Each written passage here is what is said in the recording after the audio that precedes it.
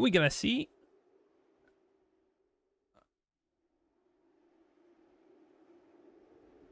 Just need to wait for a little while to check if everything is okay with my mic, because I had some prior issues.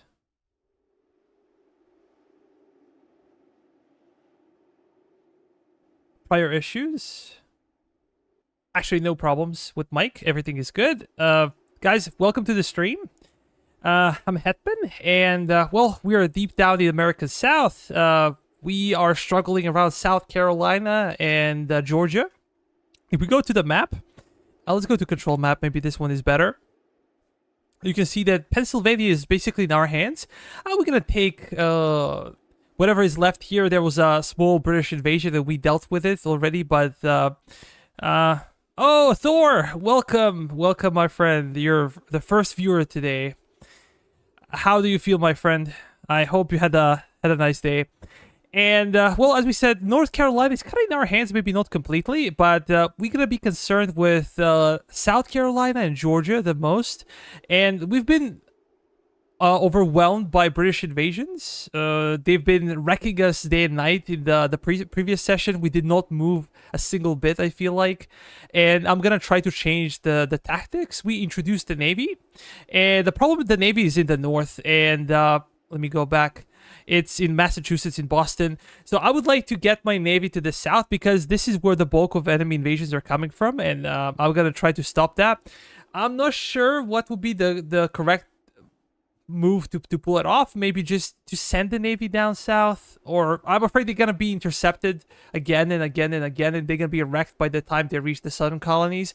Or what we could do here would be basically to decommission ships and recommission them again in the south. This might be more viable, I believe, but it's about time to decide. We actually lost about $1 billion from 2 streams ago. We had like 2.3 million, I think. Now we have 1.3 million. So things are not looking great financially. Partially, we lost some income because natives kind of raided our economy, and they definitely destroy your settlements when they do so. So we have a bit of a less income, but our expenditures are higher. And basically, we're waging war with France. We're waging war with a lot of native tribes. We used to wage war against pretty much everybody. Now it's not as bad, but we still have some issues. Let me go to foreign relations. We can see it here. Yeah, we have war with France, with Britain, with Cherokee, and Miami's. So something to keep an eye upon. We cannot do much diplomatically, and I'm going to try to maintain good relations with Spain, but our relations are very bad for some reason, even though we're allies. So I hope we can do something about it. I don't really want to fight the third European power. That would be a terrible experience. We already have enough trouble. But as I said before, we are facing invasion. I think it was in Charlestown or Savannah.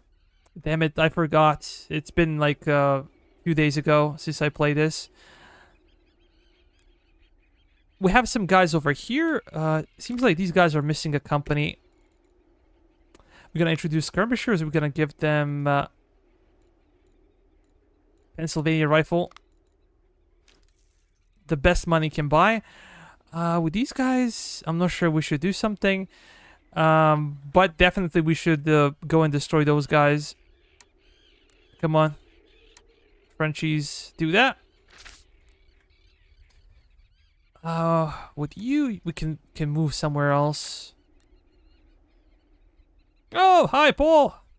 You could build ships in the central southern ports. Yeah, but I think that I cannot afford to have that many ships, to be honest. We have a decent number of ships.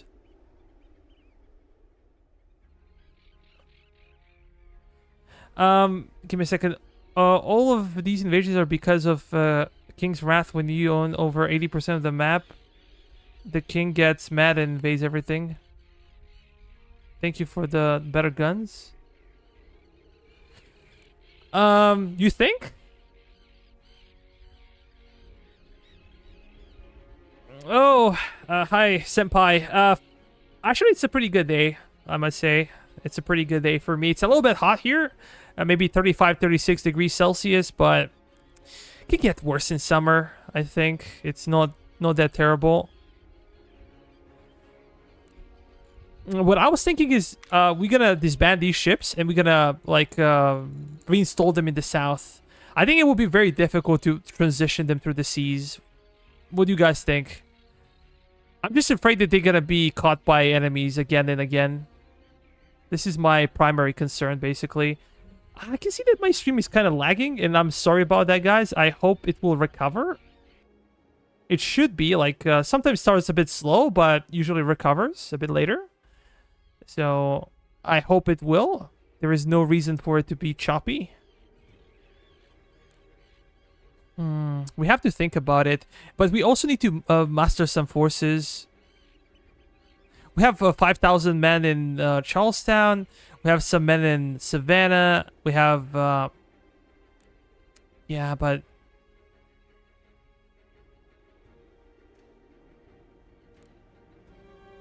Did we get some of these guys here? Have some guys in Elizabethtown. We have George Washington. Fort Johnston.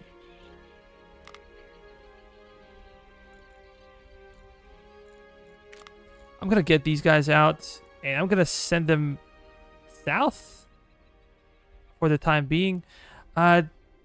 These guys maybe should be here. I don't know. 40 degrees, yeah.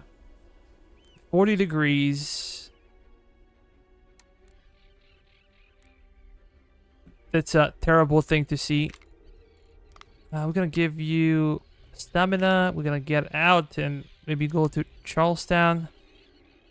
And these guys are actually tanking because of overcrowding the garrison. By the way, guys, I did some research last night about training, and I came up with something very interesting, so I'm going to share some data with you today. Basically, the easiest to train would be your cavalry regiments. They take 12 days. If you go to headquarters, if you go to training level max, they're going to train in 12 days. Given the ammo, and they're going to use about 24 ammo in the process. That means about 2 ammo per day. The second one would be Fusiliers. Fusilier regiment will train to second tier, from the first tier to second tier in 15 or 16 days. Actually, 16 to 17 days, pardon me, depending on the case. And they're going to use about maybe 10 ammo per day. That means like 1700, no, 160, 170 ammo. And militia is actually the worst by far. If you want to improve militia, you're gonna need 30 days. 30 days, they're gonna use a little bit less than your actual professional regiment. They're gonna use about 8. It depends. I had like 5 or 6 tests with each regiment, and I concluded that they are not always the same. Like the ammo requirements are not the same. I do not know why, but it was like that. And yeah, as I said, it would take them about 30 days. But interestingly enough, from the second to the third tier, you cannot get the training. It will just continue training up to some point. After some 15 days, it will completely stop. So it's 74 degrees here, or 23.3 in Europe. Ah, that's a joke. That's actually a great temperature. Here we feel like, I don't know, if it's south of Spain or something. But we have no seaside to escape to. I think we should be, yeah, going down south.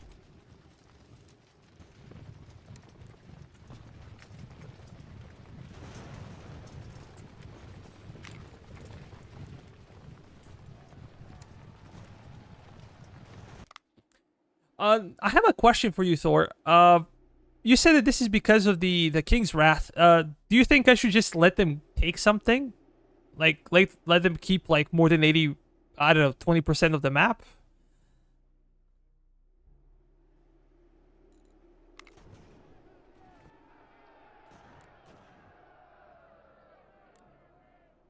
Because like this, we're fighting all the time. Yeah, I think they're headed for Savannah. I'm not sure if we can get there on time, though. That would be...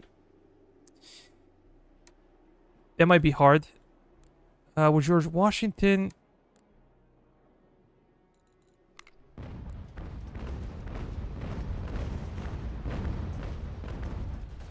Yeah, as I said before, I find some very interesting results, but it took me like 3.5 to 4 hours last night just to test the training. And I also concluded that your regimental officer in charge of the regiment has no effect on the training speed. You can have the lowest guy or the guy with the highest stats, it will not change anything.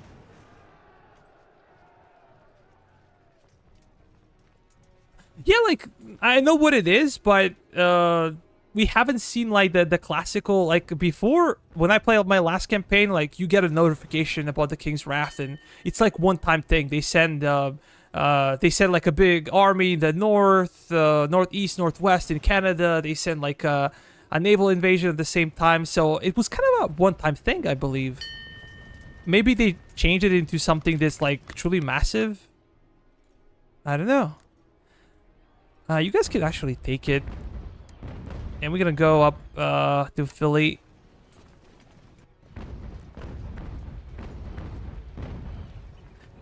Guys, if you haven't considered liking the video, liking the stream, I think helps a lot. I would really, really appreciate it. Where the hell is the invasion? They are here. How many men can we have? 6,000, maybe not enough. We gotta take some men from Charlestown.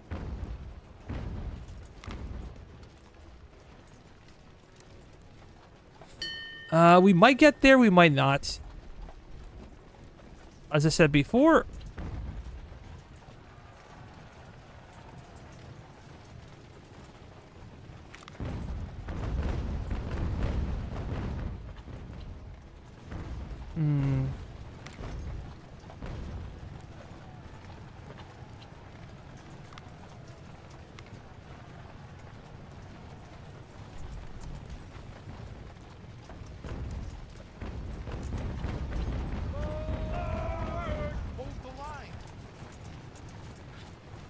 We can barely bring enough forces to match the enemy, but I think we should stand our ground and fight, regardless of the situation.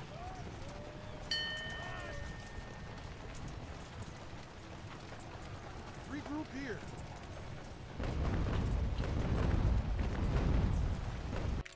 Yeah, Herzl, but I think they get the naval protection, like they get escort ships. So even if you engage them, I don't think it will be easy to destroy them.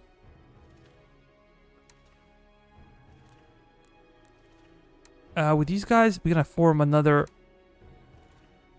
brigade. By the way, guys, when you do training, brigades do not train. So if you have your troops in a brigade, they will not be trained for some reason. I'm preparing for the military video, I promised, but it's taking a lot of time to make, so I apologize for not being faster. Well, it is what it is.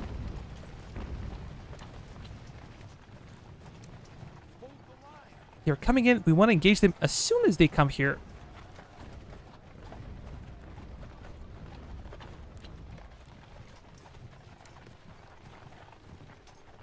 Supply regiment will go to the back. And we should also be considering, like, fighting them here as well. Maybe I can try to catch a bunch of these settlements.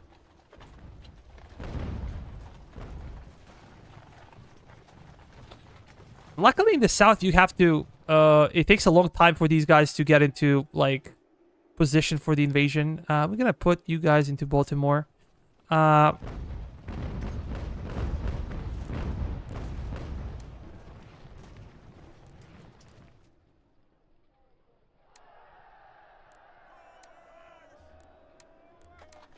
Keep moving. Military video gonna be good. The economic video was amazing. Oh, thanks, man. I'm gonna make like two parts. The first part, let me check. Capture Charlotte. We can do that. What I want to say, like, I'm gonna make it into two parts. So the first part should be about kind of movement on the grand map. I'm gonna talk about stats. I'm gonna talk about like forming, disbanding regiments, about training. I'm gonna talk about looting, about those kind of stuff. And the second part of the video should be, or the second video should be about combat stats. We're gonna talk about different companies, different weapons, stuff like that. So yeah, but I want to really go into depth with a lot of these fields. I know they're not maybe that big, like training is not that big, but I just want to go into some nooks and crannies and see how everything works, so I can share some actual information with you guys. Oh, hi Dim. Yeah, you've seen everything with a lag. Like, you've seen all the videos in separation, but now you're here in person. So we're gonna have this fight for you. You guys maybe should flee. Oh, what is the time in your place? Here it's like 7 p.m. We're gonna slow it down so we can immediately engage them as soon as they land. We're gonna destroy them right there. And guys, it's also very important to click here immediately, because they can get a volley off and they can immediately run over one of your brigades. If all of them fire at the same time, one of your brigades can actually break. 10 a.m.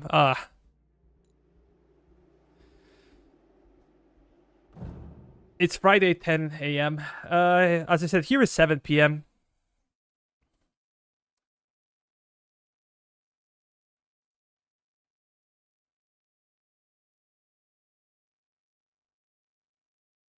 I hope you had a nice sleep.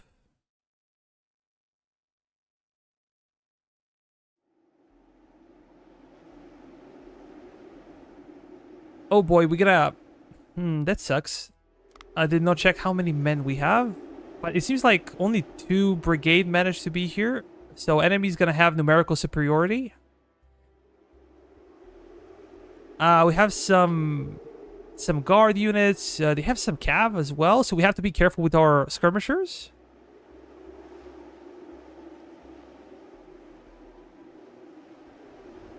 And we have to do this manually. I kind of always hope that they will do something about it. Sometimes they come like in combined companies. Sometimes they come like this clean, and you have to combine them yourself.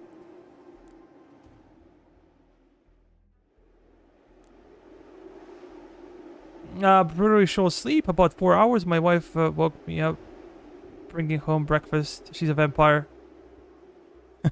Nursing supervisor. Okay, my sister is a nurse as well.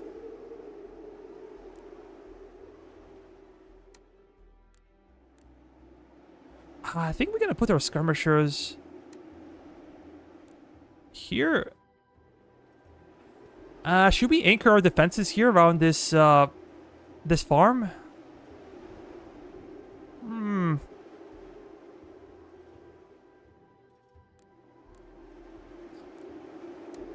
Medical workers have like a really terrible work time schedule. Usually working like 12-hour shifts and everything. Oh, this is a flag. Cool.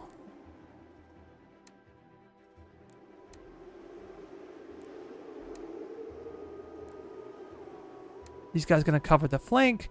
We're gonna have additional unit covering the flank as well. And how about on this side? I have a single fly in my room that's kind of bugging me the entire day. It's as annoying as it gets. The problem here with Spanish troops is that they have no cannons.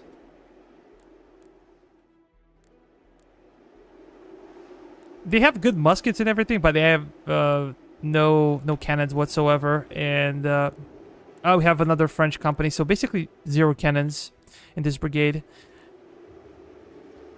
So maybe we should try to spare them a little little bit? I don't know. And they have way too many skirmishers, I feel like, and you cannot change their weapons, so they're with what they are. Those are flies. They never buzz off. They always buzz into you.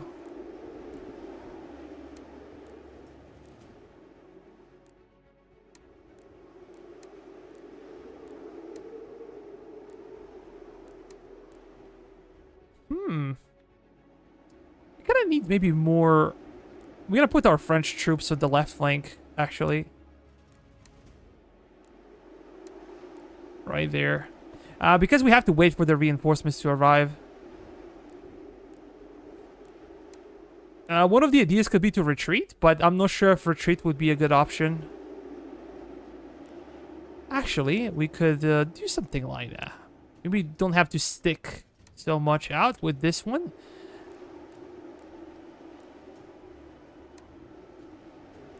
These guys gonna cover the flank. We need to have a single combined company in reserve, that's for sure.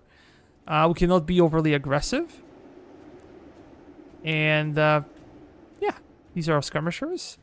So, let's start the battle and hope that our reinforcements can come in on time.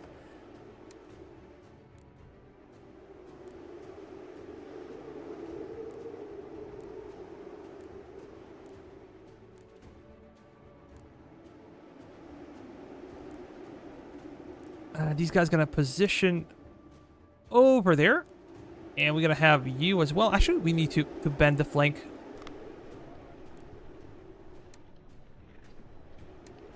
Maybe like this. Just because enemies have superiority, and we're gonna try to avoid exposing ourselves too much. And I am hoping that my skirmishers can actually kind of delay the enemy. But we have to be very careful because they have, as I said, they have cav. And cav can be a serious problem for the skirmishers. We also need to kind of close the gap here. They are being kind of aggressive with their cav.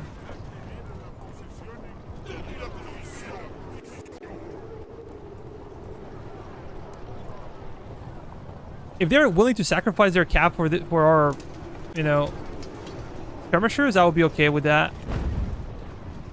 I guess hold where you are. We gotta destroy them. No, we need to actually change targets. We do not want to hurt our own men. Our line infantry will take care of them for sure.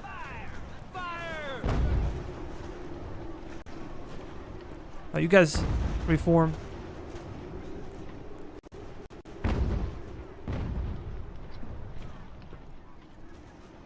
Yeah, they have a cav on the hill here. Maybe I should have retreated. They're engaging big time here. We might suffer some serious casualties. You guys can reposition.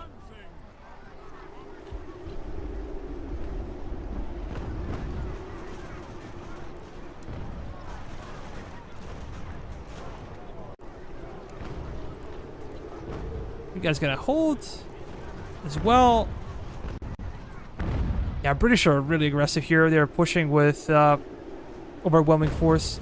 Okay, we are actually getting some reinforcements, and I think this is the time to actually switch modes and have a bird overview of the battlefield.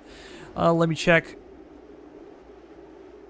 Too bad I think we have no cav here. What did I do with my cav regiments? They will be so good in this type of fight.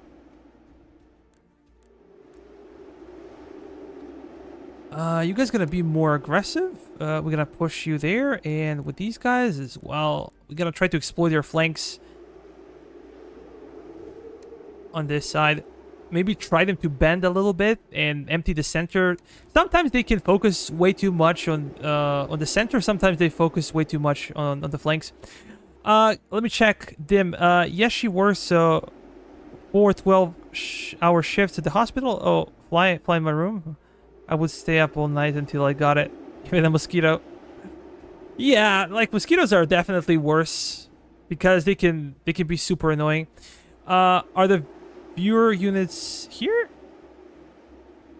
Oh, how do you mean viewer units here? Okay, okay.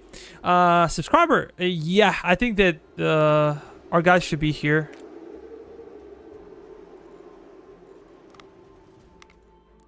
I think we're fighting here. I did not check for sure, but I think we should be fighting here.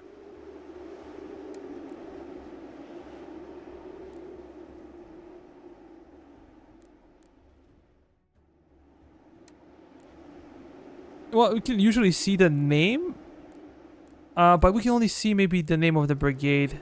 I'm not sure how it works. But I need to give Dim his regiment.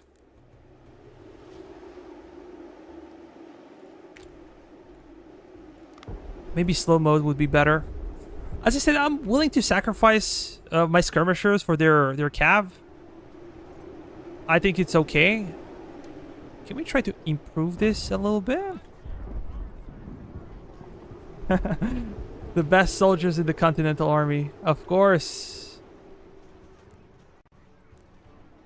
Okay, maybe we're glitching out here a bit. We can try to form a proper line. Okay, we're being flanked here, and I'm just gonna stick with these guys where they are, and I'm gonna send those guys in support. I'm interested in what's happening with our supply regiments. Supply regiments are necessary for artillery. For like other guys, not so much.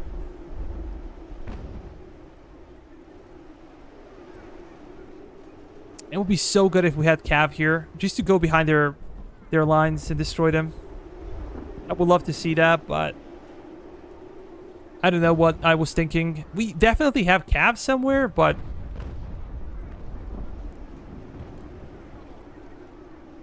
some of them are breaking, but in the center will be like a real bloodbath. No big deal. You can always do it later. Do you like the diorama visual style of the battle, and particularly on the map? Nice. Yeah, actually it looks really nice. I think you can actually zoom out a bit more than before. I think before you were not able to zoom out this much. They're charging in. Damn it. They actually can break this flank. Let's charge back with these guys as well. Now, where's George Washington? We need him. And these guys gonna also move to the right flank. I wish the game disallowed units to walk through ponds instead of going around. You shouldn't be able to load and fire in the waist deep water. I would say that's right. I think that they should be heavily... Oh my god, we're breaking big time here. They're gonna break us, that's for sure. And they have like Cap Company here lurking.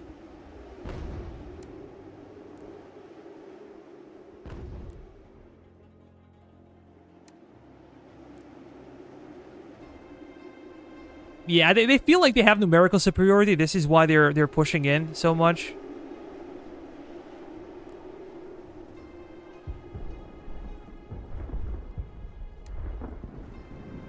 We're just trying to be as aggressive as possible with our flanking force, hoping that we can relieve some pressure from the right flank, but it might be too late for the right flank, to be honest.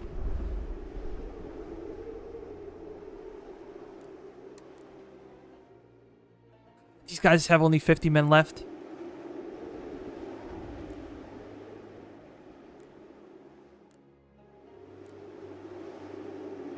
You guys charge in? Let's use our elites to protect our mortars.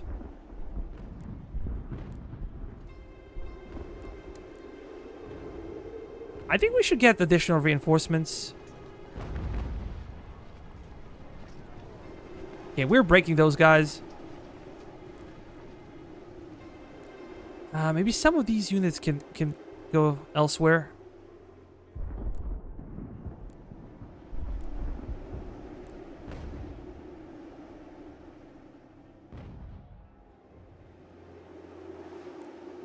Okay, they can retreat. Our guys can actually go back. We basically lost mortar team.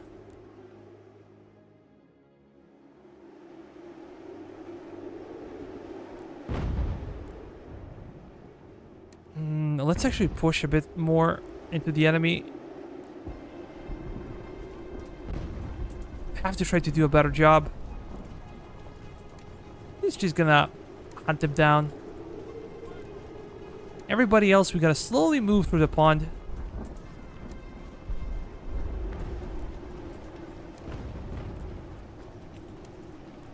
We're breaking some of them here, but there is no way we can exploit their...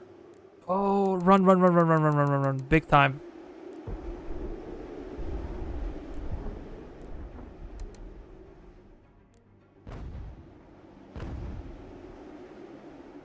Yeah, I shouldn't have done this. Big mistake.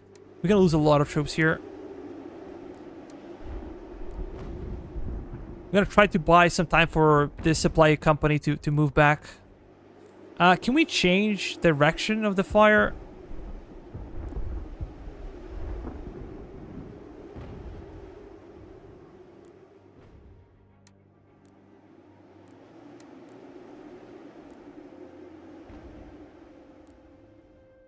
Damn it. We're really struggling here. I was expecting additional reinforcement, but look at this. They have so many men here.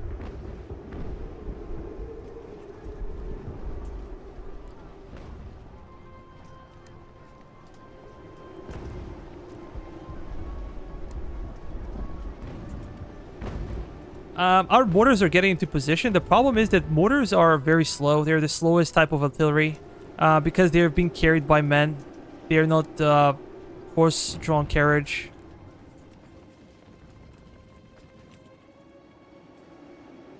Okay, these guys are goners. Can we try to reposition?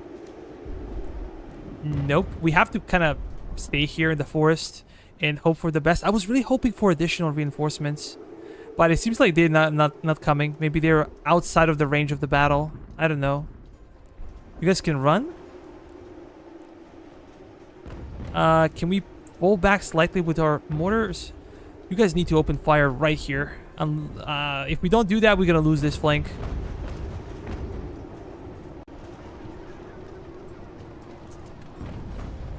The problem here is that also we're gonna have to face their cannons and expose our men. So maybe not the best organization of the battle for me.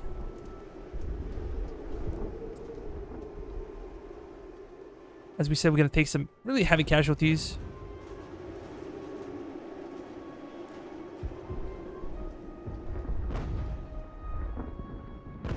They have a battery here on top of a hill. Can we speed it up a bit? You guys gonna hold, and we also gonna try to hold as well. Form a definitive line of defense. We're gonna have some guys over here. Gonna try to re-establish the front line.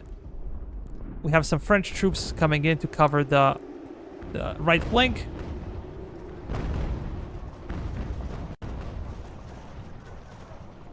And we're suffering from lack of cannons on the flank held by French and Spanish. But now they're opening fire, and we can see some interesting results. Are we still chasing after them? I think they're gone. We're just gonna form a large company with these guys, and we're gonna form a company with those guys as well. You guys just gonna hold wherever you are.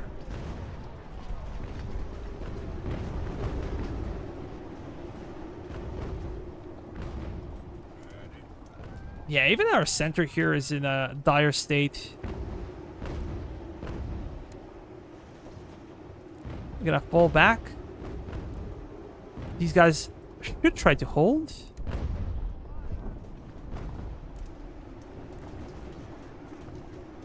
You guys gonna open fire on them.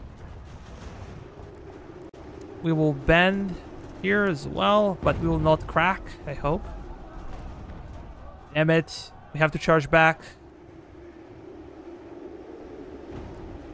Jesus Christ, how did they get so many men? Yeah, I think that we need to redefine our flanks here. We're gonna break completely. We're cracking everywhere. I was really hoping for more men. I did not check. Like, we should have, like, at least 10,000 men on this battlefield. Damn it.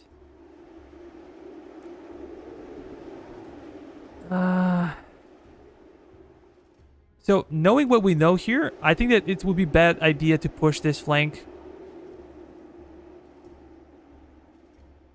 They are controlling all the victory points, so this is bad. But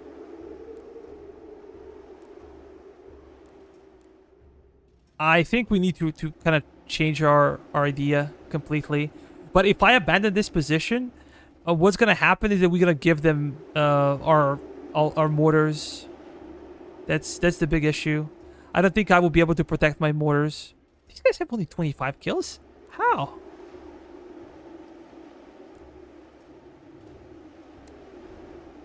Not quite sure about it.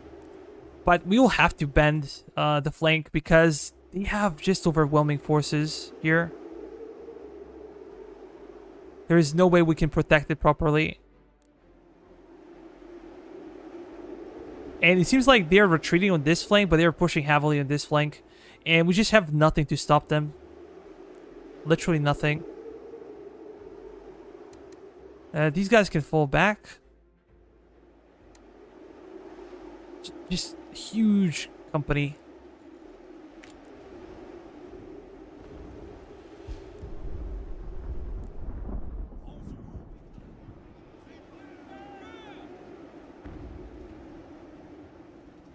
You guys gonna hold for the time being? At least try to hold. We first need to try to save our cannons, as we said. If we can do that, we have a chance to win. But this will be a terrible battle. That's for sure. You guys need to move up here. What are we gonna do with skirmishers? We are way too close to their cannons, so I think that we should retreat here.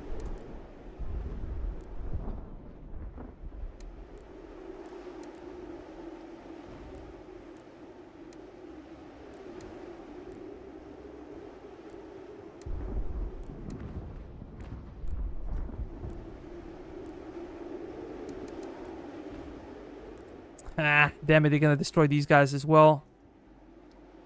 Just have no sufficient forces to match them with this flank.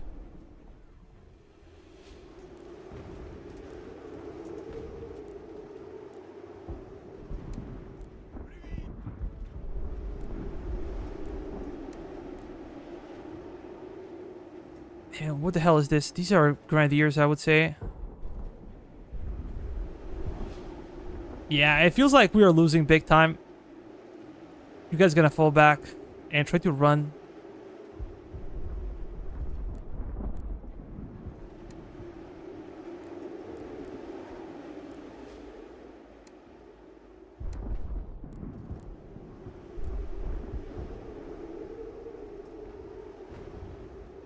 Oh boy.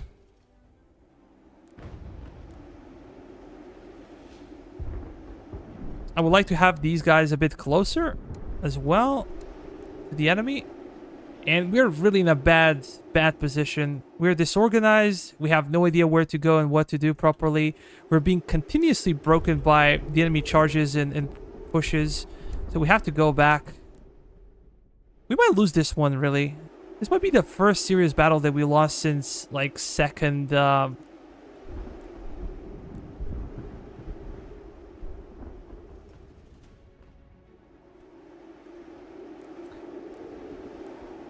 This is the second episode when we lost Benedict Arnold in that fight. But I need to reorganize. I need to do something with these skirmishers. Just move them here, I guess. We need to bring our artillery closer so they can do extra damage. The closer they are, the better the damage will be.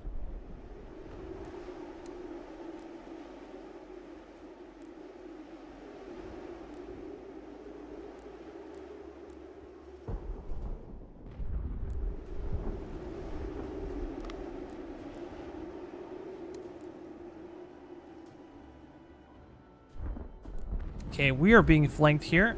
We need to shift some forces onto the flank. I cannot really see how we can win this one. You just have better consolidated units.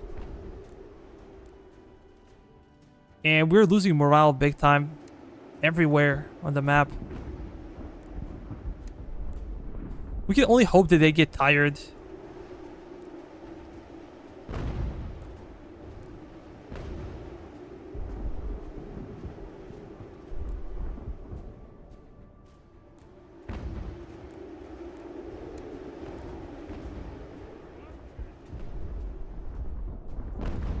I can also hope that my my cannons actually start doing some serious damage to the enemy.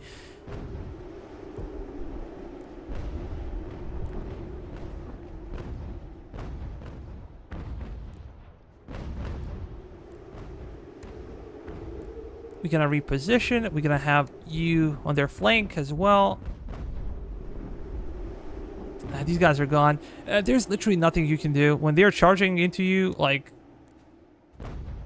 That's pretty much it. They have so much stamina. It seems like they are not getting tired.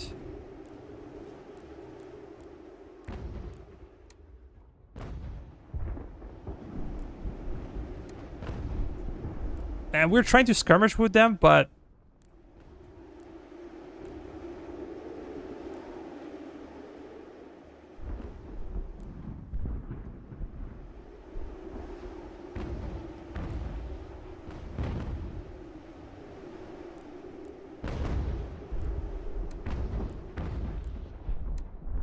Come on, guys, be more aggressive there. We're gonna push you up. We do have some guys left. We can try to pick up, but I was really expecting more reinforcements. This is why I play so aggressive. If I knew that they're not gonna come, I would be repositioning to the back. But I was sure that, you know, we're gonna collapse on their flanks. Yeah, I'm trying to do that, but... How did these guys end up here? Did they charge by themselves, or what was the thing? George Washington should move slightly so we can see actually what is happening. We have another company here. This is our artillery crew without artillery. So we can try to organize them a bit better. We're not really doing much here.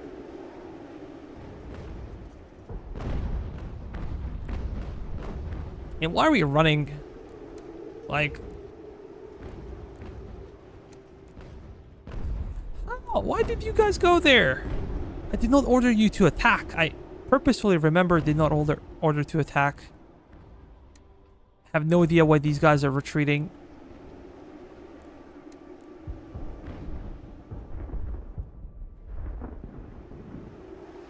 Okay, there is nothing here.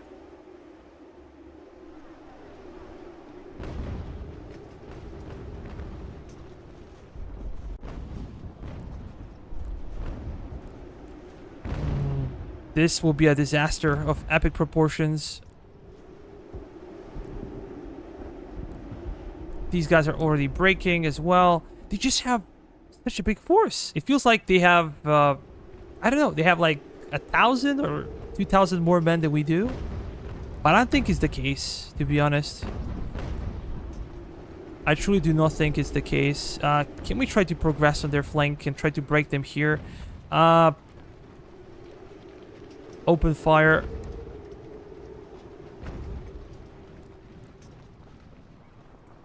Nah, why are we targeting artillery? Like, we have better targets.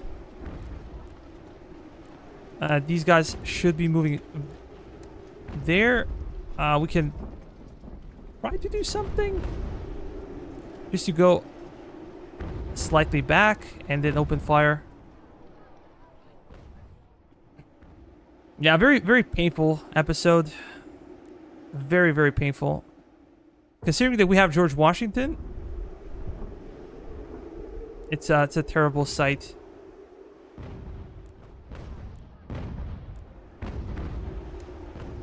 Come on, reposition.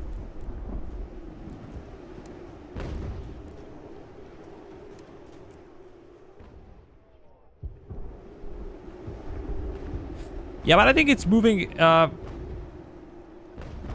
into their own advantage. I think that we're kind of losing here.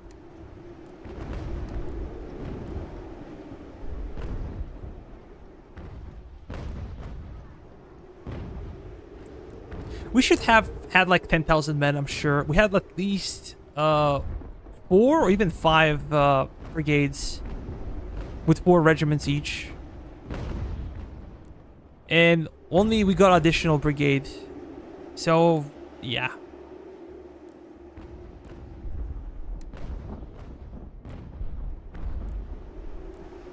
Let's try to flank them on this side.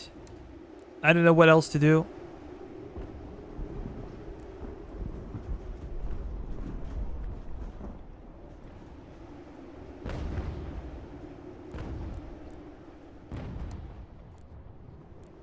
These guys just fleeing.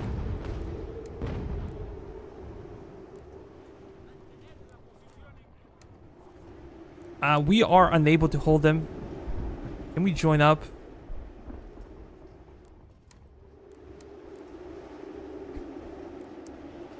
Way too close.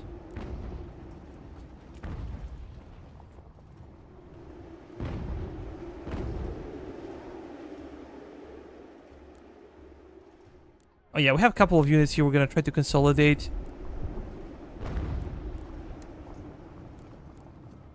And why are they chasing after cannons? I purposefully did not click to fight the cannon, and I have no idea why they're moving like this. It's so frustrating when you see it.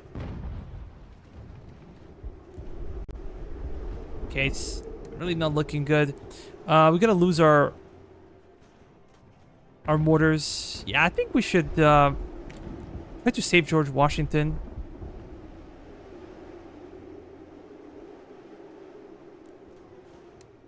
Because these guys are gonna break.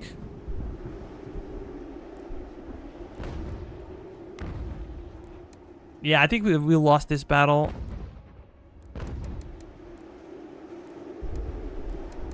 Can we fall back with the supply regiment? Yeah, I think that we should consider retreating.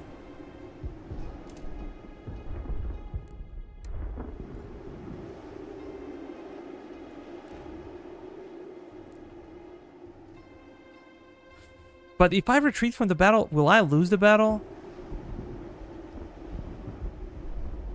That's like, we gotta lose the battle, but I do not want to lose George Washington. That's the biggest if.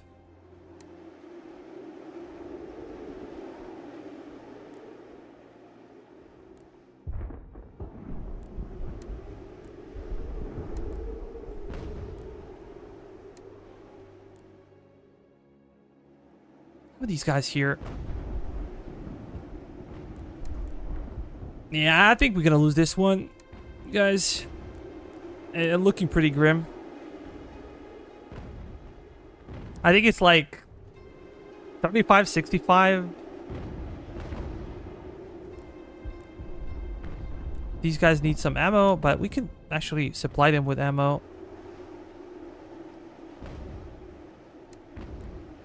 Fall back. Like, try to reposition.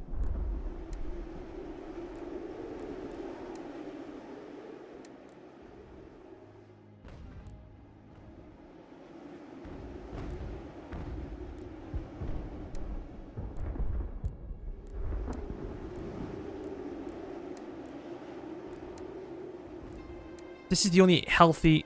We won! How the hell did we win this? I don't know. We somehow triggered the losses for the enemy. But this was probably the worst battle of this entire campaign. I could never consolidate my forces. And we definitely did not get the whole reinforcements.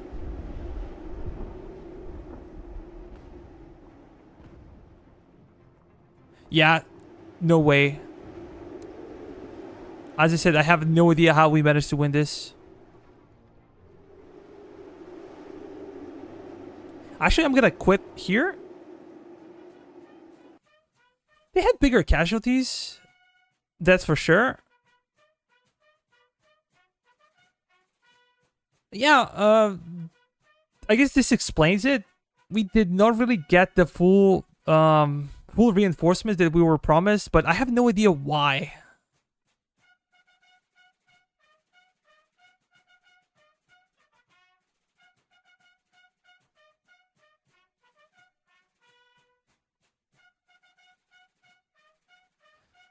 Yeah, but like we had, we're gonna go back to the map, but we had, I think, 4 brigades, maybe even 5 brigades. We should have like 12,000 men here on the battlefield. I'm pretty sure.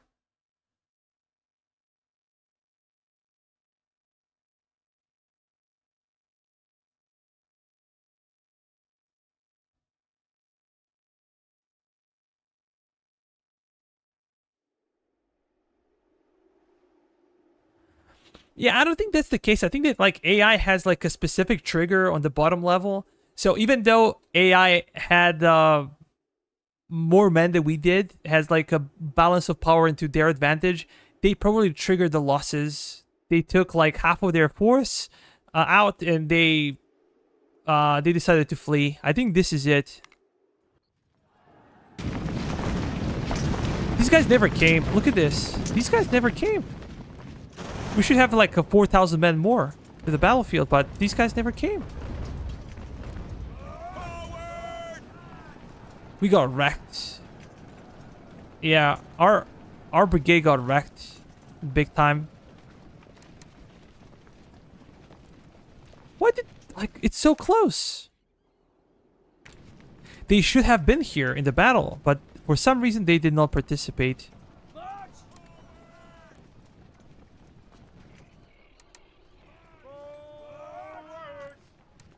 Push through. Although this might be the time to go on the offensive.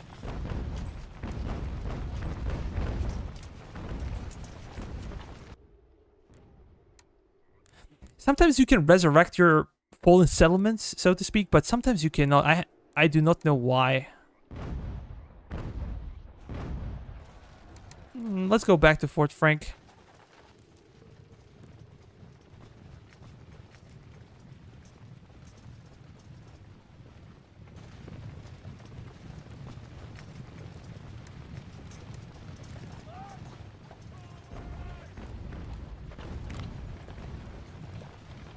Okay, I need to do something.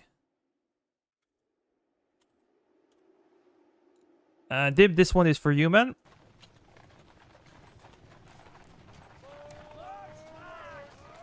And we need to be aggressive, but where the hell is my cav? I'm sure I had a lot of calves somewhere.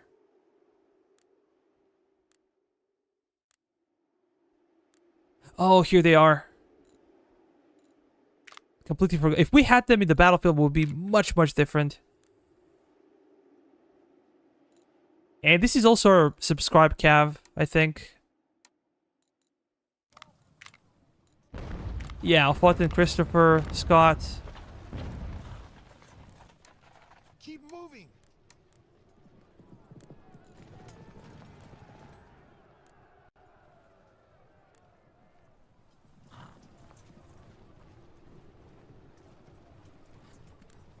I would like to stream in better quality, to be honest, but my internet is pretty bad. I usually, when you watch my videos, they are in 2K, but my stream is like in a single K, and usually it's a bit blurry. But it's due to my internet limitations. Because I live in a village, and it's this is the best internet I can get here. If I was living in the city, no problems, but here, it's a problem.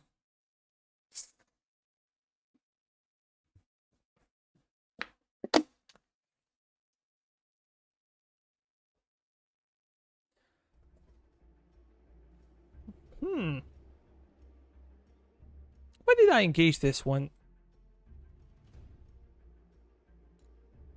I'm on an autopilot. I did not really think about actually fighting this one. They're gonna break immediately, I know. I feel it. So there is no real need to do any kind of organization here. You guys can open fire from whatever distance you feel like is good. Let's hold. You guys gonna be on their right flank, on our right flank, their left, and we're gonna move our pressure skirmishers.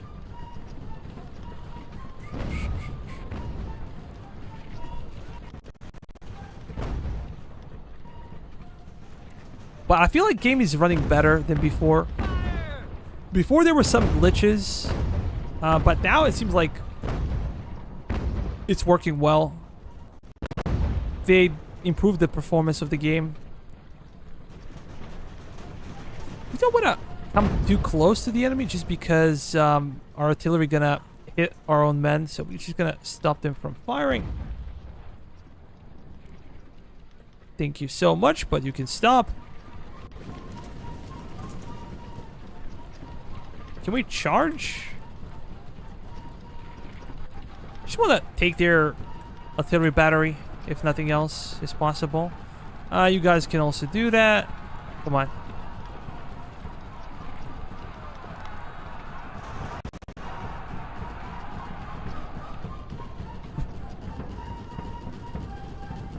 The sound of music on double the speed.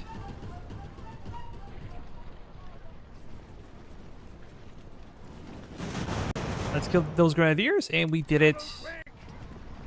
Just gonna go back to global map, and this is our time window to actually do something, to put some pressure on them.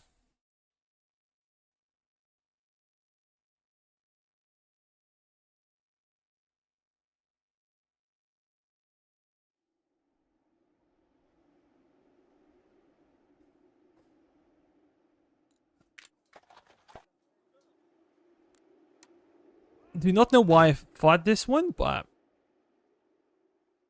we can pay for it.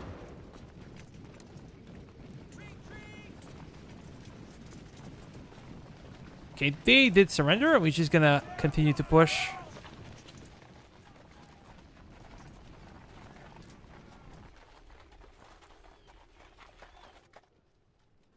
Should we upgrade this fort? I think we should. Our guys are slowly recovering, but I don't think it's sufficient. Maybe we need to break this brigade. Yeah, I think it will be the smartest thing to do. French regiment can go to Georgetown.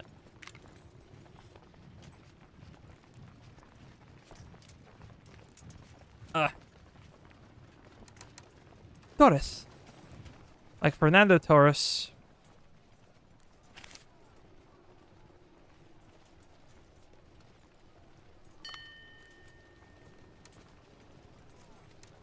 Keep moving. It seems like enemies are sending reinforcements to Augusta. We need to take Charlotte, and I think we will be able to take it.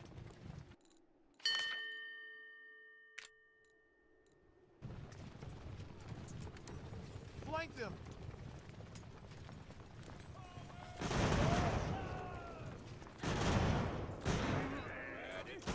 Yeah, we gotta destroy them here. Our supply regiment is lagging behind, and I do not know why.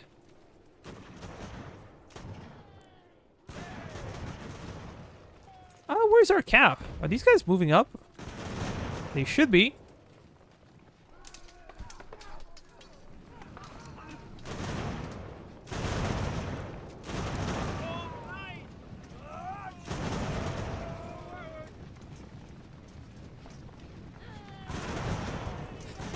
It's not really the case. Like, you can have we can have your cab behind them. They're not gonna surrender. They surrendered mostly because of casualties, I believe. Like, they did not take into consideration that their bar was bigger than our bar. They just recognized that there are specific numbers of casualties they took, and okay, it's time to pack, boys, and this is it. I think this is the main reason why they surrendered. Nothing else. With those guys, I guess you should stay there just because of the current situation with...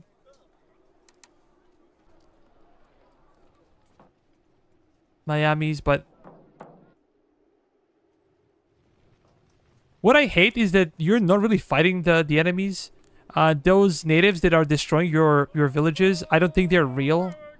I think these are just events, and they also spawn. Like you destroy their settlements, and they just respawn after some time out of nowhere. One of our forts is under attack. Do we have any men to spare? We might do. You guys can go for stamina, I think. And we're gonna try to reinforce this fort. And we also should strike at British elsewhere. Let me check. If we go to headquarters... We're paying a lot of money for bounty. But I would like to have real-time information. There is a way we can save up money. Let's go to production. We're gonna close this one. We have 24,000 Spanish muskets. We're gonna keep producing ammunition. Charleville also will be out. Dragoon Carbine, 12,000, 13,000. We do not need that. Naval guns are also very expensive. I think we're going to stop it here as well.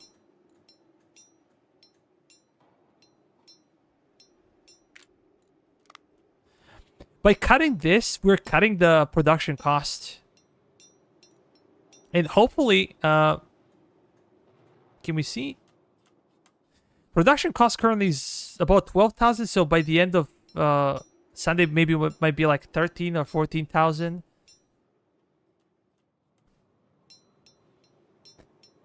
Well, if that is the case with natives, they are sort of an overpowered nuisance. You have to make all effort to avoid being at war with, unless you're going to maintain a huge army along the front.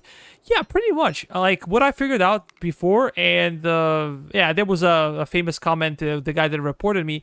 What happened here is that we kind of made sure that there are no native villages here. We kind of cleaned all of them. The same happened in this area about around forts like Ticonderoga, Saratoga.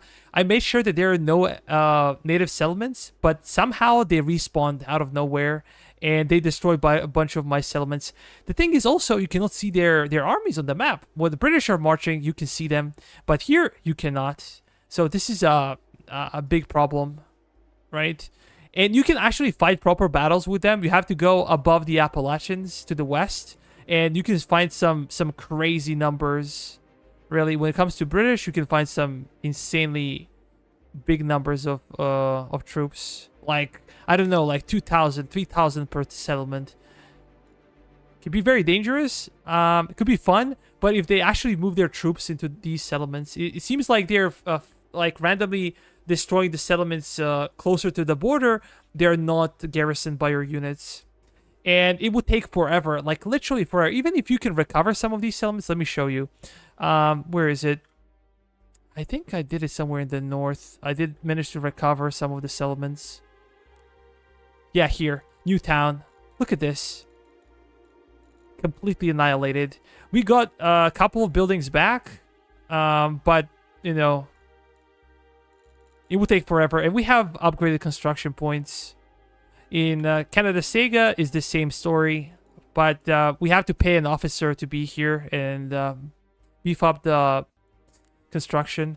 Let me check foreign relations. A couple of more days we have to wait. I just want to make sure that we are not in war with France. How about here? We can go for Charlotte.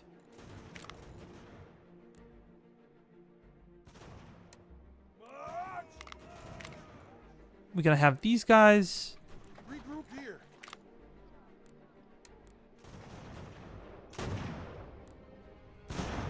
Come on.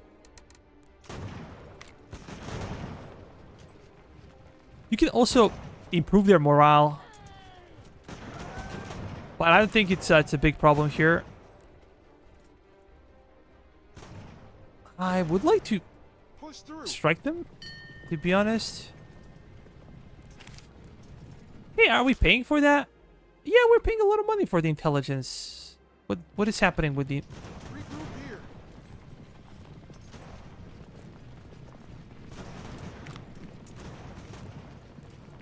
We're gonna move with these guys.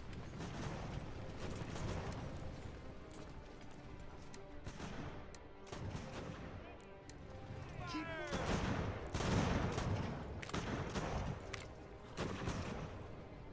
Yeah, we should be okay. I don't think they can take it now. It's a level 2 fort, and the higher the level of the fort, like, your guys get better bonuses. So I don't really expect them to do much. Where's our supply regiment? It's lagging behind big time. We have to pay for this. Augusta is in danger. We have our company. These guys are slowly recovering, although it's not really looking great. The problem is with the native cavalry. Whenever you get your mercenaries and they are mercenaries, you cannot do much. You cannot... if they lose companies, that's it. Like, no replenishment.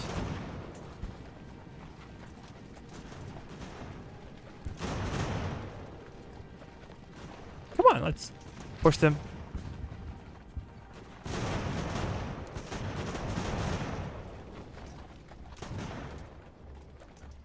Interestingly enough, they're still willing to fight. And I think they're losing.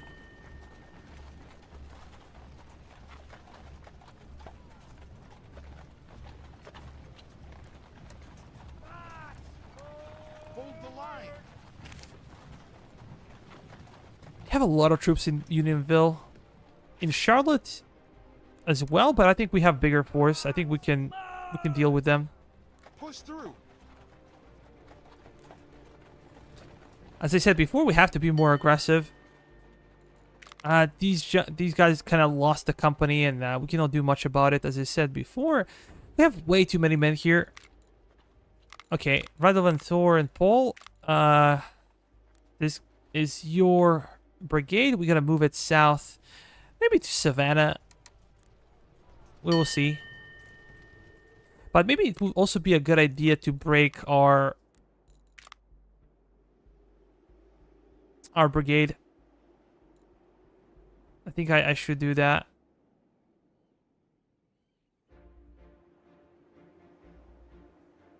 Because our guy's gonna recover quickly if we spread it out. And let me check. How about here? Cervex. Can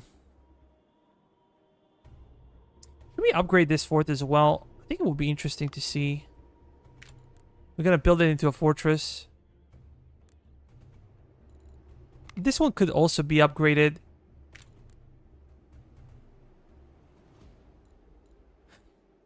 But let me check. Yeah, that supply unit looks like it's stuck.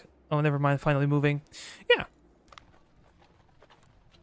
It's okay-ish, I would say. You guys gonna join brigade, and we're gonna be moving up. Oh, actually, we're gonna bring them here, and we're gonna drop this guy here to guard the settlement.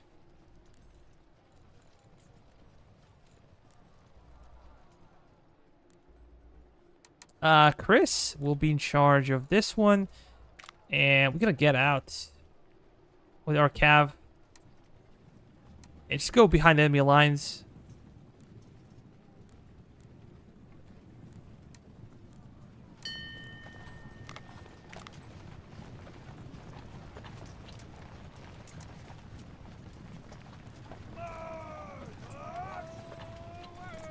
Kadish, oh, hi Kadish, welcome to the stream, man. How do the supply units work? You have to have them in proximity, in the battle map, not over the world map. In the battle, during the battle, you need to have them. They have like a small circle, like they have it here. The same as the general has a radius of influence. They do the same, and they're gonna be basically giving your units ammo. As they're losing ammo, they're gonna be supplying them with ammo during the battle.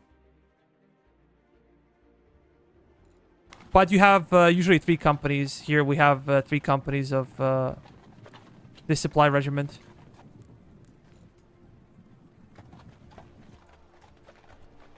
Gonna join a brigade. And I'm actually gonna call a regiment after you. I always do that with people that write in the chat, so...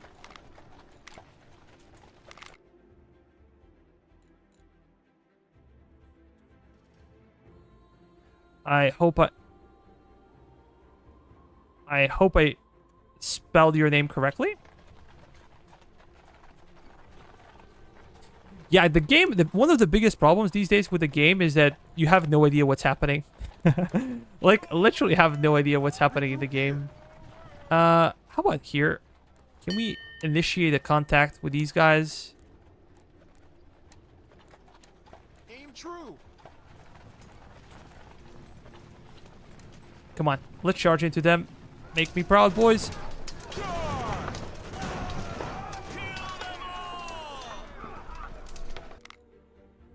I think we could fight. They might break, actually, immediately, so we maybe should not bother. Look at this. This is also a major issue with cavalry on the grand map, is that their conditioning disappears. Whenever you charge, their conditioning is gone. So they suffer a lot of penalties for no reason. And they cannot really chase down the enemy.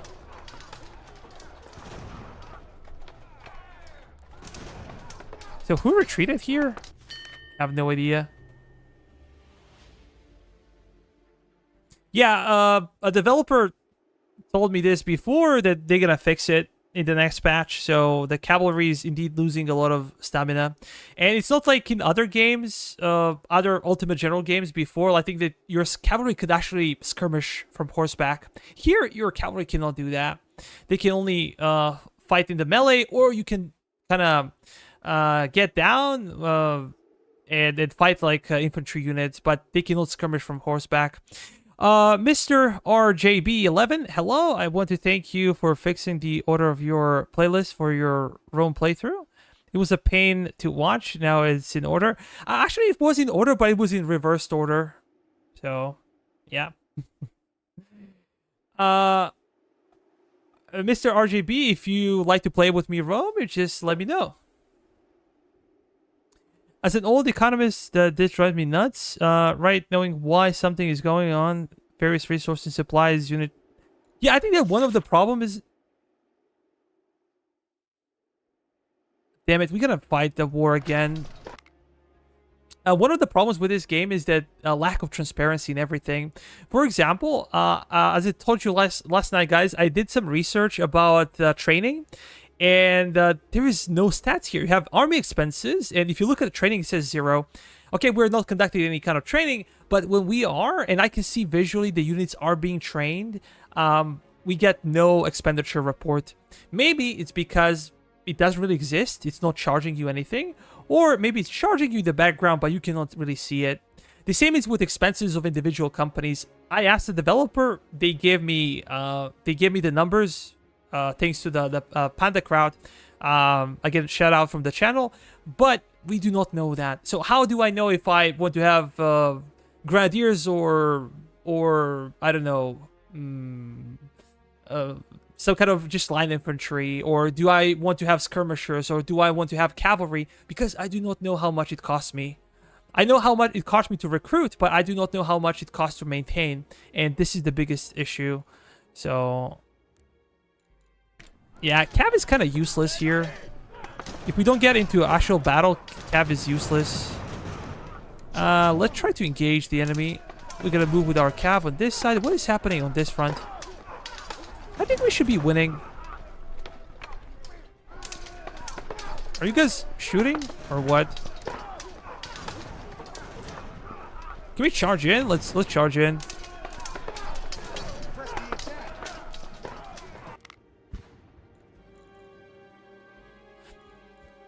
Interesting thing here that it does not include the cavalry. Why not? Look at this.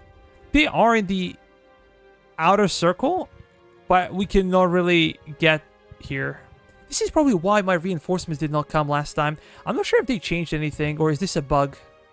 It was always like this. If your units are in the yellow area, they would always come as reinforcements.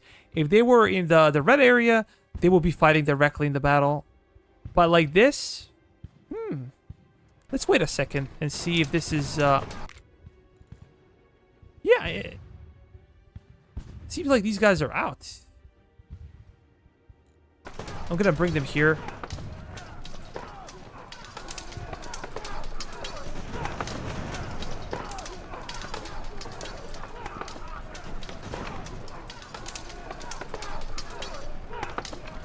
Could be a newly introduced bug. I think so. Now they're here. But this is what cost us like 3,000 dead last big battle we had. This is it. Because I was expecting to have 2 more brigades join the fight. So we have to keep an eye on it. I might report it as a bug a bit later after the stream. They don't have that many batteries, so it should be a relatively easy battle. But let's try to fight. Guys, if you have any kind of question about the game, please let me know. I'm going to do my best to answer. And also consider liking the video, liking the stream. That goes a long way. It's just like a second for you. It means the world to me. Thank you so much. And by the way, guys, we got like 450 subscribers. In last 3 months, like 90 days, we got like over 450 subscribers. So I also want to thank you for that, for sure.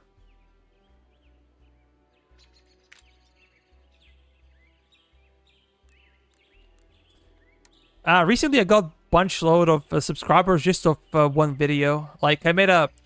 in the past I used to make like more cinematic battles, and it's called like a British Massacre. It's like a imaginary war. I wanted to do like Battle of Ishinwana, but because of the map in that mode was really bad for that kind of battle I wanted to do, I made my own story, and it was probably the best video I ever made on YouTube.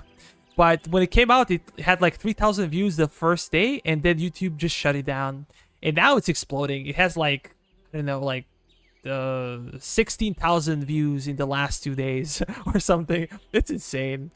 But people are loving it, and I'm glad that like after a year, my video succeeded, and it's highly regarded by YouTube. So you never know. Like with YouTube algorithm, you never know. You can make a really good video, nobody will see it, and then like after a year, it just explodes for no reason, and it can be a lot of fun to watch. Oh,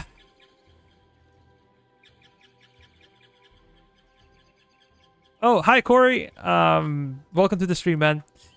Yeah, but it's a really good video. I really like it. The only problem is that I used to record it in 1K, and also in like Napoleon Total War, in newer Total Wars, you can actually, when you press like no UI, all the UI will disappear. In Napoleon, like you have a bar here with a timer and everything, and I wanted to kind of cut it out, and I did, but it came up the quality of the video. Sometimes some of the scenes seem to be pixelated, but it's the best video I've ever made on YouTube. It took me like 20-25 hours to make, but it's yeah, I'm really glad that people are liking it in the end. Even though I don't really do a lot of cinematic battles, the reason for it is because it takes too much time to make a good video, and it's really hit or miss. Let me check. With these guys, I think we can crush them. We can crush them easily. At least I hope so. It's not the first time I said it and then it didn't happen. So yeah. But I really love American skirmishers. They're so good. If you give them proper rifles, they're gonna demolish the enemy. We're gonna move you guys up. It seems like they're aiming for the center here. And let's try to engage them. Maybe on the flank. Let's go to the flank. They have no cav.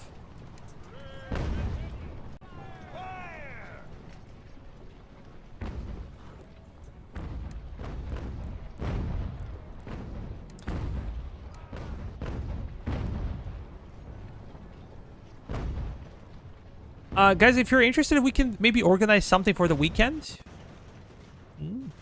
I'm gonna make sure to let you know, but I'm gonna spend a couple of times on my Discord. So if anybody wants to come and chat, talk about anything, gaming or anything else, I'm free.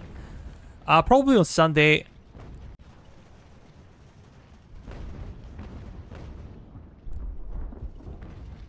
I can spare a couple of hours. Yeah, but I want to make sure we can actually watch a game together. If you're interested in like Euro Cup 2024, there will be finals, and maybe we can watch a game together. Or I don't know. On the Discord channel. If you like football, or we can talk about anything else. But I will have time on Sunday because, yeah. I just want to make sure that most of my subscribers are actually American. And I want to make sure so both European and American subscribers can actually join in. So we should try to fix it like that. I think our artillery is in position as well. We have 8-inch howitzers. We have 13-inch sea mortars.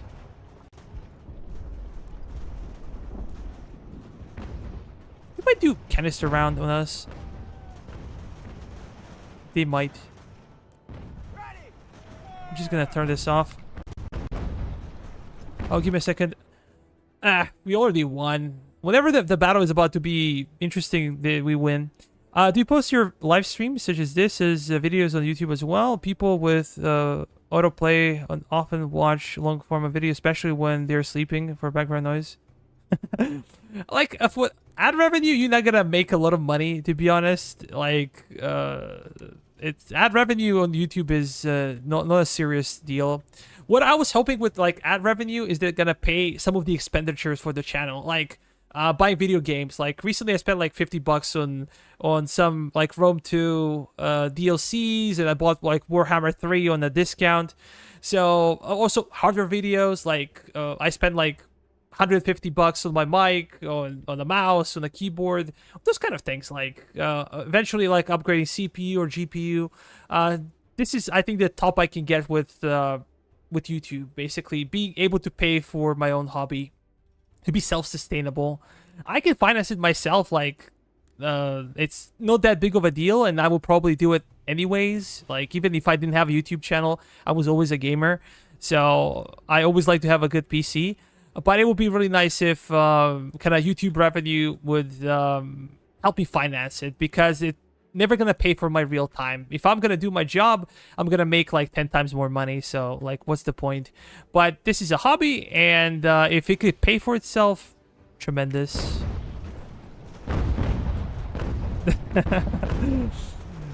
Oh, are you watching the South America Cup or America Cup? I see some of the things on Twitter, to be honest, but I cannot watch everything. It's physically impossible for me.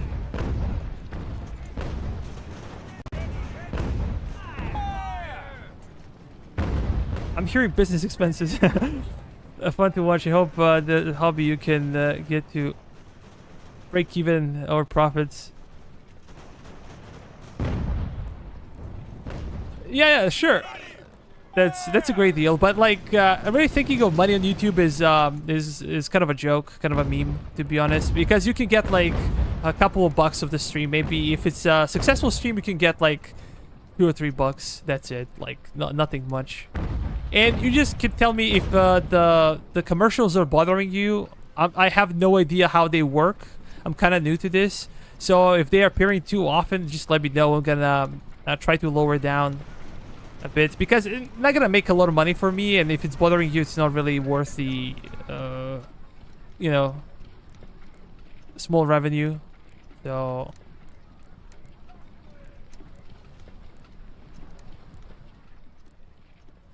let's go there.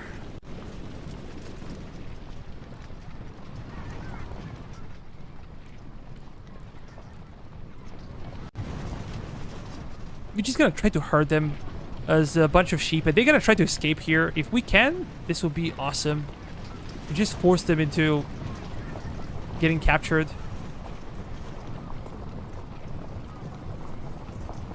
I'm afraid I don't see any ads, but I will forward some money, but more direct manner. Sure, man. Like, I would appreciate it, but it's not necessary by any means.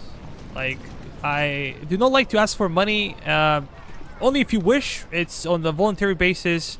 Even like this is completely fine for me. Not a big deal. I don't really depend on my livelihood on YouTube, so relax. It's not a big deal. I would always appreciate it, as I said, but it's really not necessary.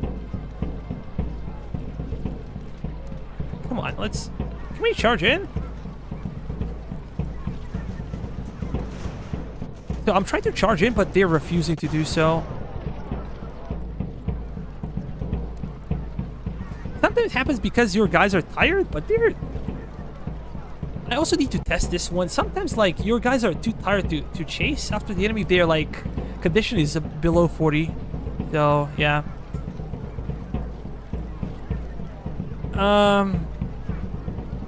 Okay, I think we can go back to the map. Let me check. Oh,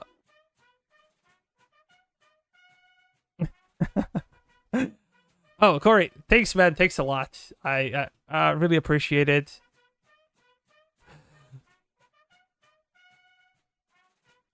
This is actually the first first donation to the channel, so thanks a lot, man. I really appreciate it. As I said before, you don't have to do that. Like, you guys can always hang out with me, like, even without donations or anything. I super appreciate it. Super thanks. Kadash, is there a better way to increase your materials early game other than just building lumber camps? So this is a good question. I would say actually no. You can do that. Let me check. If we go to construction management, so you have a setting like mines, basically. If you build your mines, they will slowly increase the output of your raw materials, including construction material. But the problem is with mines that they're very expensive. Early on in the game, their construction costs 30 construction material and costs like $1,500, which is maybe not much financially, but construction material, 30 construction material early on in the game is super big. So I would recommend just building the lumber camps anywhere you can, because lumber camps are super necessary.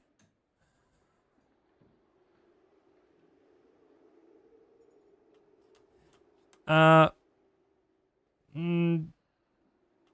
just cater to my audience, being strategy game fans, and go from there. Niches, okay.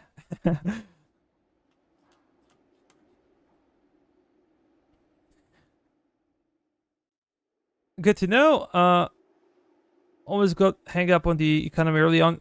Yeah, the biggest issue is like, this is why I talk about Boston. Boston is the key of your campaign. If you can take Boston early on, it opens up a lot of space for you. Like, you get financial reward, so you can maybe spend money buying muskets for your army because you cannot really produce anything early on. This is one thing. The second thing, you might want to get some cannons, which I do not recommend usually because they are trashy. It's 3-pounders, but you want to build up your army. This is the biggest deal. Building up your army and then going after Boston. You're going to spend a lot of money, but if you capture Boston, you're going to get some, like 20,000 US dollars, if I remember correctly. You'll be able to replenish your army, and you'll be able to build a bunch of stuff off of it. So, capturing Boston is the key to successful campaign. If you can take it early on, that's tremendous. If you cannot take Boston early on and you go for like Saratoga or Ticonderoga, it's maybe I should go there. Like, it will be a big problem because they're gonna keep their army in Boston and they're gonna wait until you shift your forces to the west, and then they're gonna hit Leicester, they're gonna hit Providence, and you're gonna get messed up big time. So if you really want to do something, I usually recommend basically taking Boston early on. Yeah, definitely. I think that this is a must. You have to deal with Boston early on. I know people can have a successful campaign even going after Saratoga and Ticonderoga first, but you're gonna have to maintain huge force just to dissuade them from attacking you. And they're gonna get reinforcements and reinforcements, and they also have like when they receive reinforcements in Boston, they usually get like smaller companies. They don't get a full company, they get like a smaller company, and if you give them time, they're gonna drain the Boston manpower big time, and they're gonna increase the number of their troops in Boston even without additional reinforcements. So eventually they will be able to push you back, and this will be a huge problem for you. So I always recommend going after Boston. And I think Boston is the key. As I said, I might be wrong. If you play on normal difficulty, you can definitely get a numerical superiority. You need about 2,000 men to win the Battle of Boston because the British are better. Like, they have 2 chevrons, you have only 1 on your troops. They have brown besses, you have, civilian muskets. So they have better cannons. They have 6-pounders, you have like 3-pounders. They have cav, you don't. So it's a big disadvantage for the Americans. But if you can master like 2,000 men more than they do, it's not a guarantee to win, to be honest. You still need to play a good battle, but this will give you enough of an advantage to win quickly. Well, guys, let me check. We are here trying to take Charlotte. And now game feels kind of glitchy. I'm not sure if you can see it on the stream, but feels very, very glitchy. And again, I'm not sure why. Sometimes it feels so good. I feel like whenever I click here in construction management, I feel that this starts to glitch out the game. There might be like a memory leak or something. So far, it worked perfectly, and I was actually talking about it. And now it kind of feels glitchy for some reason. I'm gonna try to be more aggressive here. Let me check the southern front. Okay, we got some points, and I think that you cannot really go above 200 reputation. XD gamers, hello, man. Welcome to the stream. Welcome to the stream. How are you feeling today?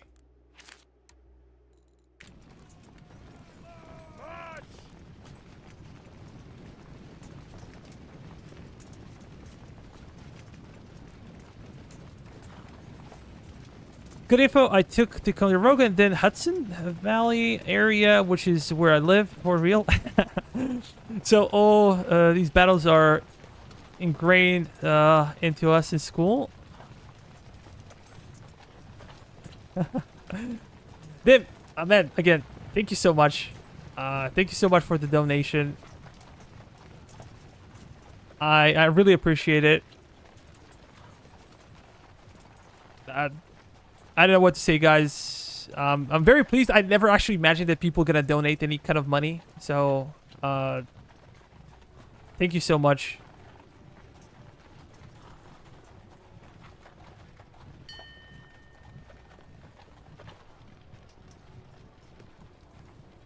It's Eric Gallard, and I'm using the XD Gamers account. So yeah. Well, Eric, you're about to get your own regiment. Would you like to be called Eric or XD Gamers? Yeah, man, I think I'm super happy. Like as I said before, guys, thank you so much. This can help the channel a little bit. I'm actually planning to buy a new SSD.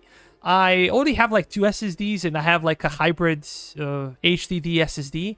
But I want to buy a new one, at least a terabyte. It will kind of cost me about $100 bucks. So these donations will go straight for that SSD. So would appreciate. Someone needs to pony up $1 more, so it's at 42. It's the answer of meaning to life, the universe, and everything. That's a good one, I think. Let me check. I promised the guy to give him a regiment. But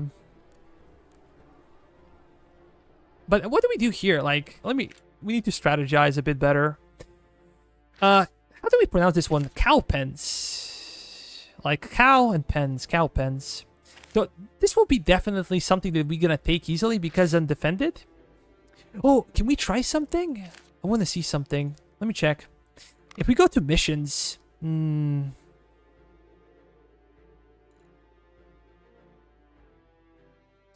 This will be cool. Let's try to use something interesting. Maybe we can try to poison the garrison in one of the forts. Maybe here. This fort is kind of far away for the time being, and we're gonna try to do something about it. Can we try to poison it? What do you guys think? I think I never did this properly.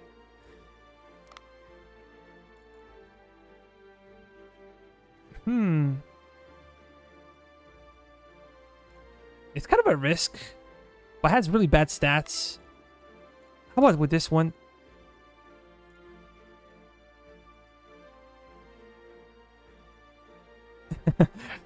Definitely tried a war crime.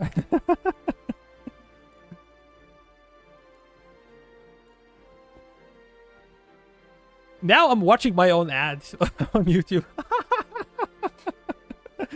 Oh my god.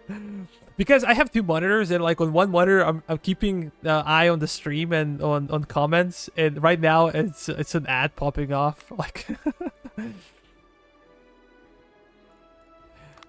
should we actually risk something like this? I think it's worth it. Actually this guy has above 50% of chance of actually succeeding.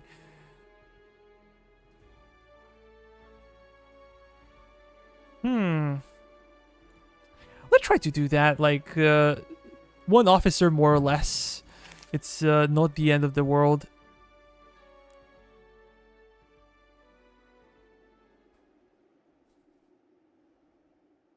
I completely forgot about foreign relations. Let's go there. And let's see what we can actually do to salvage the situation. So we have an option to maybe go for a better relationship with France. We could try to lower it to like 63, and hopefully we're gonna stop being at war. We can also try to do something with Spanish because it's 66, and we might end up you know, fighting nevertheless. And with British it's kind of a joke. Like, why would we do this one? With Iroquois, we are not at war, but we shall be, because tensions are very bad. So I don't know what to do. What do you guys think? What would be the best way to approach this one? Do we lower down tensions with France, hoping that we're gonna stop fighting? To lower it down with Spanish, because we're technically allies, but you know, we might get into a war the same as we got it with France. And with these guys, we might be at war soon. So. Oh, damn. But as you see, for anyone who isn't like Mr. Beast or that level of audience streamer, a few supers or monthly patrons blow the ad revenue out of the window. I can even just turn them off. Yeah, sure. I think it's a good deal. You sometimes cannot really see the ads if you're using ad blocker, and if you're using if you have YouTube Premium. This is the time when you don't see the ads. To be honest, I also used to use ad blocker. I think it's better to use. But I had like some really bad problems with ad blocker. Like sometimes I'm gonna get an ad on YouTube and the video will be black, like literally black, and I cannot turn it off. And usually this is the most annoying of all the ads. Like some of the phone video game one that I hate with my guts. And for 2 minutes I'm gonna sit there and just watch it because I cannot turn it off. So I had to eventually like get rid of the ad blockers just because of it. But even though like I would be still using it, to be honest. So yeah. So what do we do here, guys? With diplomacy, what do we do? We can only recall this every 21 days, so we have to be very careful how we use it. I think I'm just gonna go with Spain. I think that there is a real danger of additional war. Yeah, let's try to do that. Still thinking. Yeah, let's try to fix it with Spain. It's not too much. It's 4,000, and we have like a lot of money, especially since we stopped production of guns.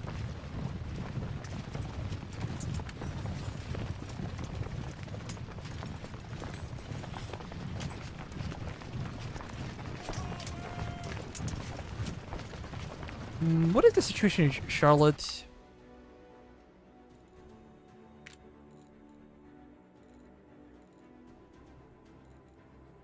I think I'm gonna go with printing press and what else? A merchant stall would also be good.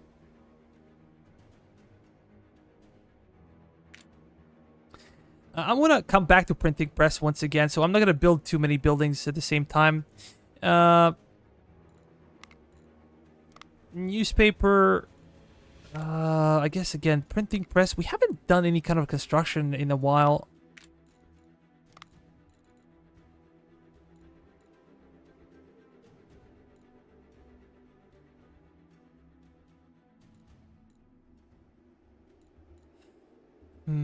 Here we can go for like an armory or a warehouse. I think armory would be better. If you want to train some troops, it's always good to have armories because you need a lot of supply of ammo in a single place.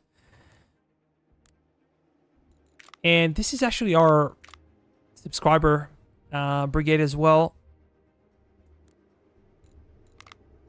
Oh, these guys got devastated. This is my own my own regiment. Look at what I did. Look at what they did to my son. I think he's from like Godfather or something. No, look at what they look how they butchered my boy. Yeah, this is it. This is the reference. Do we actually consider transitioning to Charleville 66? Because we have a lot of them, and we also have a lot of Spanish 55s.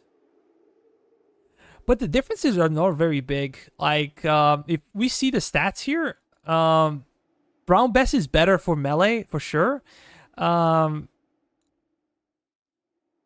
These two have a bit more of a range damage, if I remember correctly. Maybe Charleville has even more range damage. But they also have higher reload time, 65, 65. This is only 60. So, 1.8 to 2.2. Spanish is, let me check.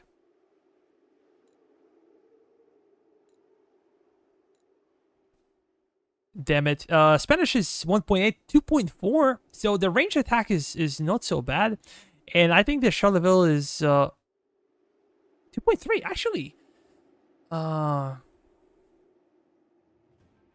does this mean that Spanish 55 is actually better than Charleville 66?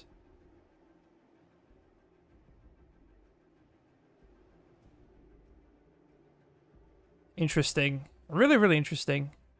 I always considered Charleville 66 the best gun in the game.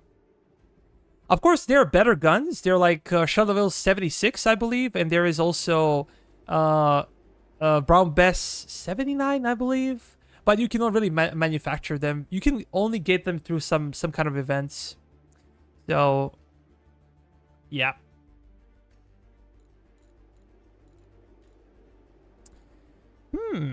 I don't know.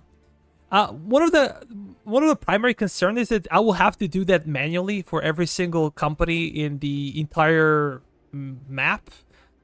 So this is a big fear of mine. The second thing would be that they're not that different. Sometimes when you combine two companies on the battlefield, can be very confusing, I believe. Like, I'm not sure what's going to happen with their guns and their performance.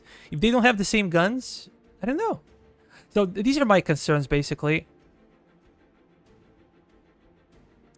I don't think so. But it's very difficult to see their performance and what happens. I have no idea what happens. When you combine two companies and they have different guns, I have no idea what the result might be. So I think I'm going to just stick with Brown Bess 69. What the hell am I doing? Oh my god, I'm an idiot. Ah, Jesus Christ. I suck. This one, and this one. This will be like a really easy to code. Like for them to allocate a little bit of memory to remember what kind of musket you selected for a particular type of company. So it should be always like this. When I like create a company, it should always offer me Brown Best 69. And if I switch it to, I don't know, Charleville, the next company should be offered Charleville first. So I don't have to do this manually. It makes no sense. Like, this will go a very, very long way. Can save you a lot of time. And sometimes it happens to me that I create a regiment and I don't really switch the guns for the regiment because I forget, right? So this will be like a really, really quality of life change. We're going to do this one, and we also going to try to fix this one as well. It's very easy to code, so they should be able to do that. But I said numerous times, it's a super small team of people. And I understand why they cannot do everything that we like them to do. But, yeah. Should we have Grenadier or Guards? Guards are more expensive, but to be honest, I'm not very sure that the Guards are that good in the end. Usually for my Grenadier and Guard units, I give them Charleville 66. Just to differentiate them from the rest of the normal Fusiliers.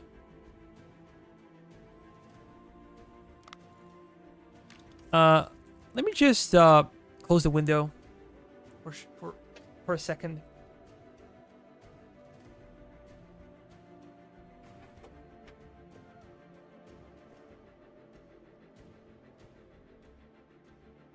We are back, guys. Sorry about that. Seems like these guys also suffered quite a bit, but maybe this one is missing a company, and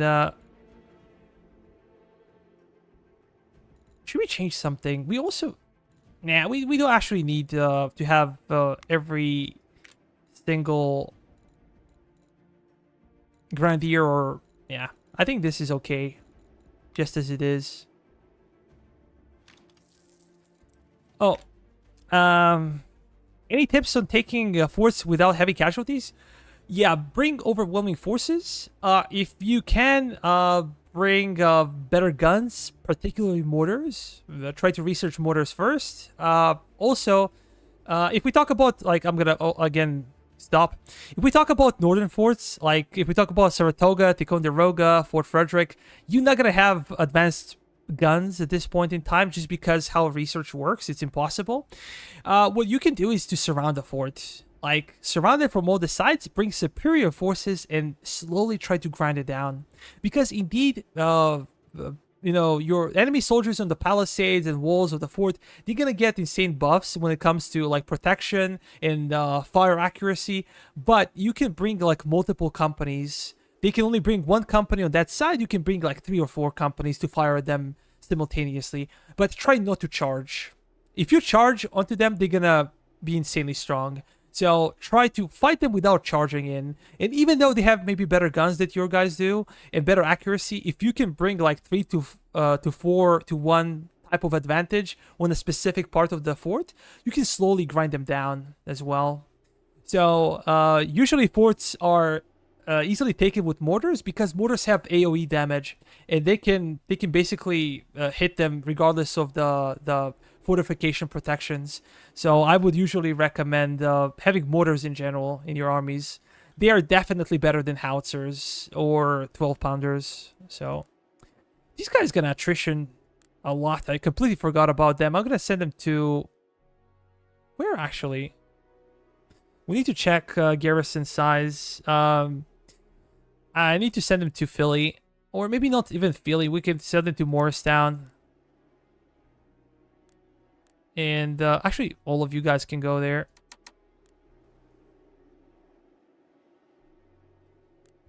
Guys, feel free always to say hello, to ask any questions, as I said before, about the game. I'm always going to take time to answer your questions.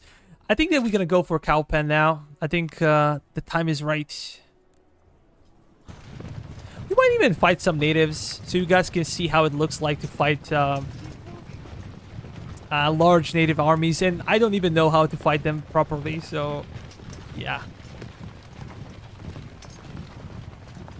But I feel like the biggest, one of the biggest problems with this game is that you always have to bring overwhelming forces. If the enemy has an advantage, you're gonna lose. big time. If you're kind of equal in guns and they bring more men, you're kind of gonna lose. It's that simple. So I kind of wish you could do a bit more in the battlefield. I don't know how. I don't have a way to express it. I need to think a little bit more about it. But I feel like if you have numerical superiority, you win. If the enemy has numerical superiority, enemy wins, and it's that simple. Of course, there is quality, difference in quality, but right now there is no big difference between us and the British. They're pretty much all the same.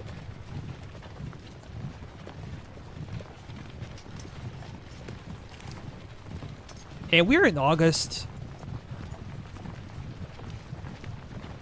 Let me check technologies. We could research this one, and we have so much reputation. The reason for this much reputation is because we fought so many battles.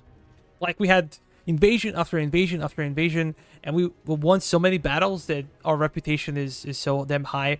But as I said before, I don't think we can go above 200, so I think I'm gonna use it. We can also use reputation to get some native troops.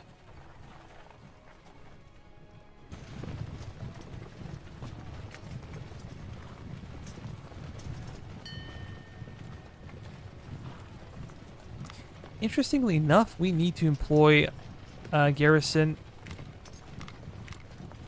Them, how about here? Okay, you guys gonna join garrison? For real? And we gonna...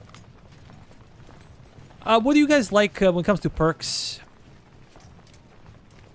This one is really good at, like, if you like to charge a lot. If you're very aggressive, I would prefer this one.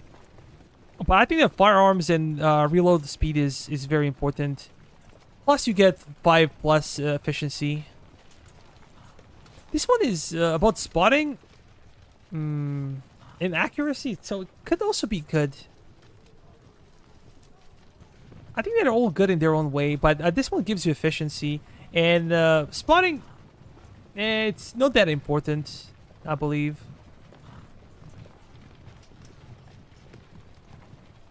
I like this type of course, like assault course.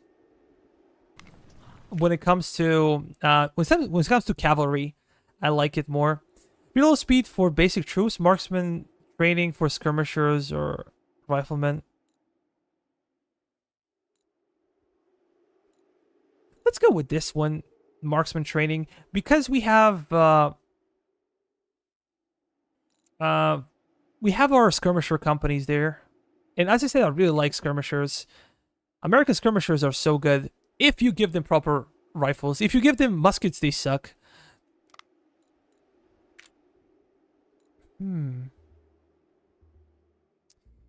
What should we do here? Like, we researched pretty much everything that needs to be researched except for this one. But we could go for 12-pounders. I'm not really sure if 12-pounders are good or not.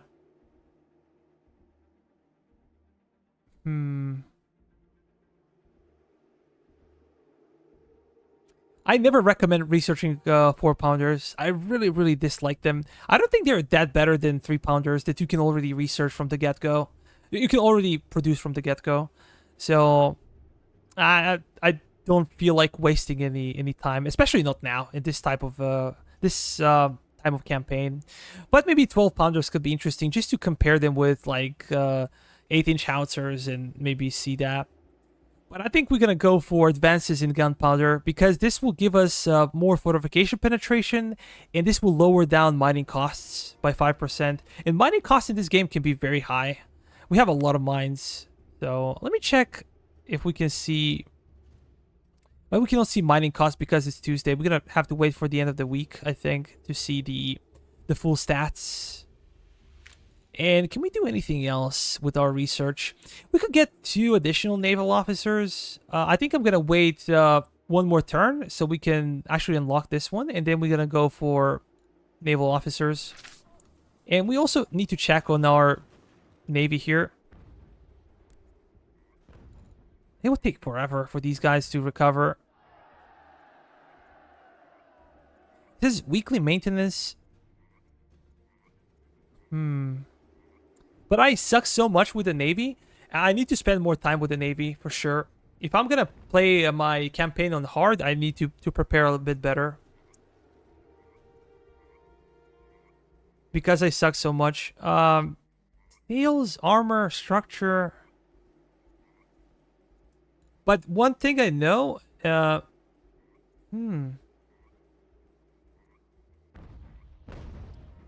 number is very important. Like, construction points are very important.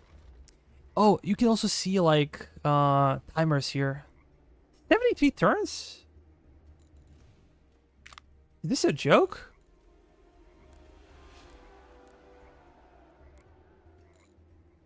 Is this for everybody? Like, all the ships? I don't know. 14.5, textile, and I'm okay with paying the money. The thing is, like, is this only for one ship, or is this for all of the ships?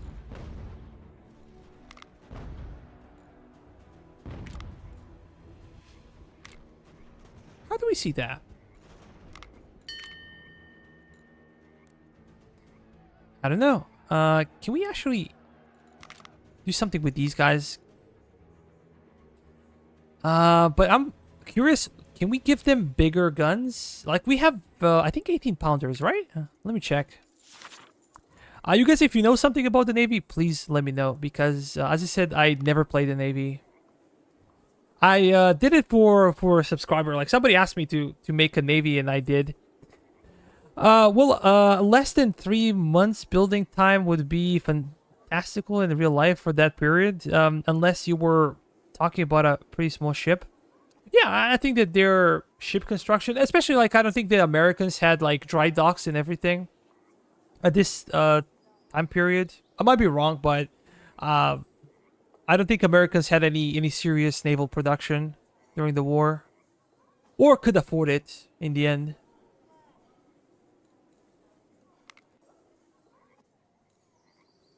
Naval guns 18 pounders. Yeah, but why cannot we use it? Maybe this is only for heavier ships?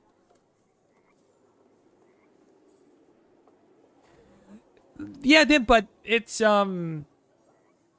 if it's only one ship for 73 days just to recover the ship to full strength, like, that's insane. Like, we can produce new ship in a couple of days. Let me check. I'm sure that we can produce a new ship. Heavy frigate.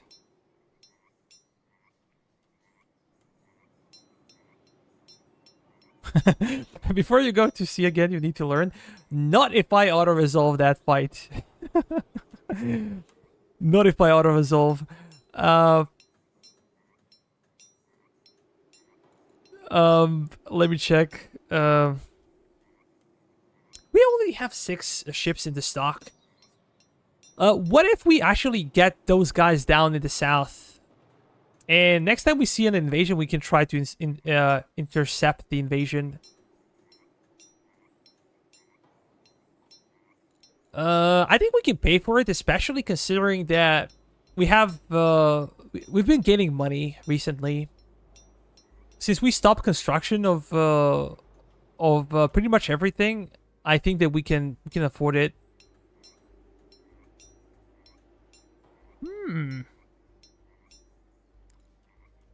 But we need more cannons. That's for sure. 10 days. It's impossible. Like, we can make a ship in 10 days. But we cannot replenish the ship in like, whatever, 70 days or so. But maybe this is for the entire fleet? Yeah, I think this is for the entire fleet, yeah. Yeah, we selected the entire fleet. But still, 72 days is a lot of time. It's a heck of a lot of time for the game conditions. Give me a second, but yeah, always try to have a bigger number. Then, in fact, the production times would be completely unrealistic, and whatever the time represents for repair is equally out of being able to. Yeah, like this is my biggest issue. Like, what do we do with these ships? And I made a big mistake because I was focusing. My logic here was that we have the most infrastructure in Boston. We have a dock, dry dock here, and you know, we have a lot of construction points in comparison to some other parts. In the south, I think the construction points are lower in the south. But they're gonna take forever to get to, like, I don't know, Savannah or Charlestown. You're gonna take forever to do that. So maybe we should just be getting them here. And yeah, let me kickstart the production of smaller cannons once again. Because we cannot employ 18-pounders, we're gonna go for just 6-pounders. We have nothing else. 4 per day. We can get more. We have a lot of copper. We're already selling copper. Everything above 200 is being sold on the market. But you can also see that we are spending $750 per day on these guns. So having a navy is not a cheap hobby. Oh, okay, Paul. First rate is the best type of ship. Learn how to use the wind gauge, that compass-looking thing on the top of the naval map, so you don't sail into the wind. Yeah, but you cannot really produce first-rate ships, right? Am I missing something? Like, the best you can do is heavy frigate. I don't think he has the production facility for that. And of course, the Americans didn't build any. You would have to capture from the Brits. Yeah, you kind of have to capture it.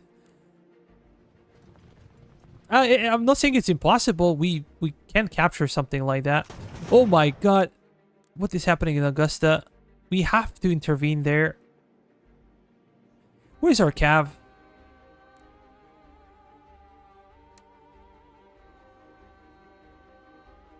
We have to intervene. You guys gonna get there and try to get there. These guys have very high morale.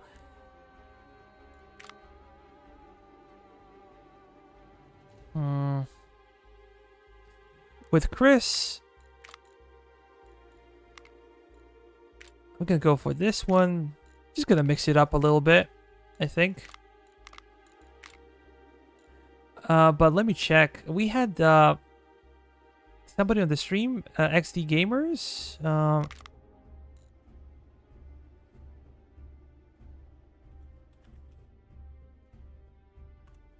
Yeah, this one is for you, my friend. I'm not sure if you're still there on the stream, but sorry, I forgot to do it before.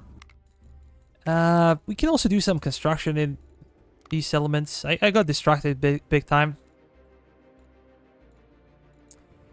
We can do something like that.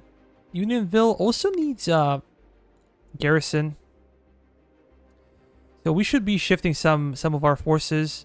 We've been thinking a lot about the Navy, so we got distracted from the main fight. The main struggle. Merchant stalls. Yeah, I guess so. So yeah, you kind of have limitations. Like, the Royal Navy was always going to be better, regardless of what you do.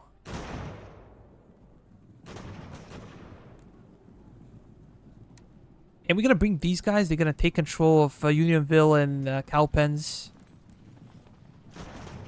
And what we shouldn't really be doing is basically having our Fusilier units guarding the settlements.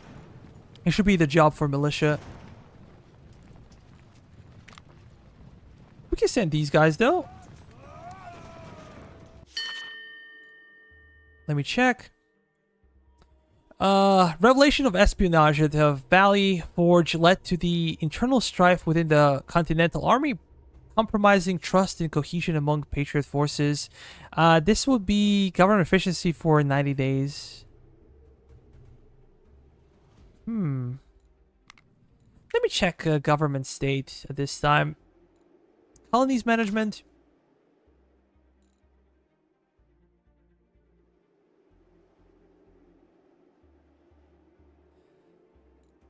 It's 75. We have only 1% tax. Should we raise taxes?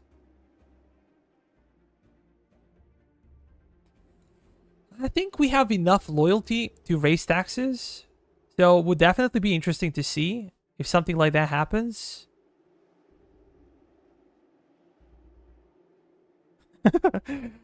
Time travel to the Civil War, grab Sherman first. Actually, there is a game right now. I'm not sure if it came out or is coming out where you can actually go to like medieval times and you can drive like an Abrams tank or something like that. You can have machine gun and kill a bunch of medieval people with your machine gun. It's so ridiculous that I don't know what to say. I think I would play it, but I would be ashamed to say that I played it. But we don't really have any doctrines. The primary reason for this is that I'm a cheapskate and I refuse to pay for it, especially because I was afraid of the current financial situation. But maybe it's the time to introduce some actual doctrines.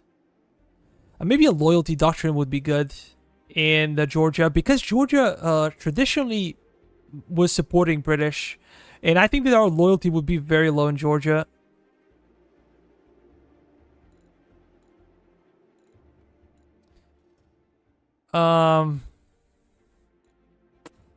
It's not that expensive. It's like we only hold 5 settlements. We're gonna pay $200 per week. I don't think that's too much money.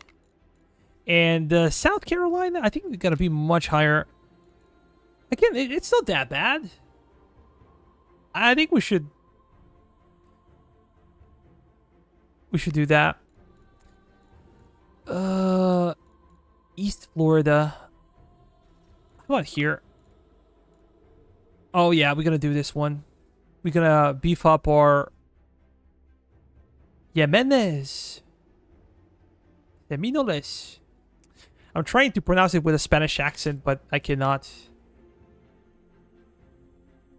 I hope our guy's gonna come in time here.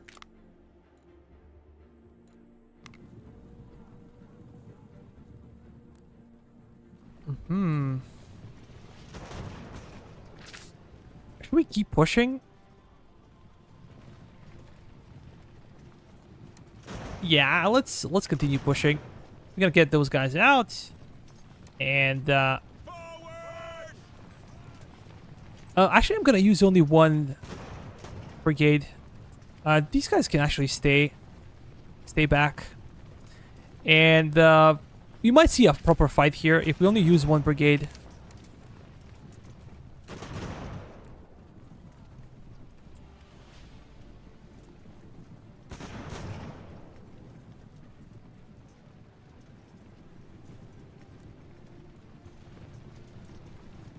We're weekly paying for... Is this possible? This is so much money. For a single company? Let me check. I need to find some other natives that we employed in our lines. Okay, things are getting slightly better here. I'm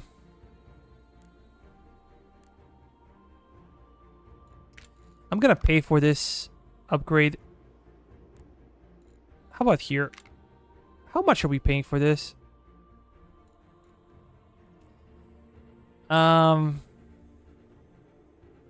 Okay.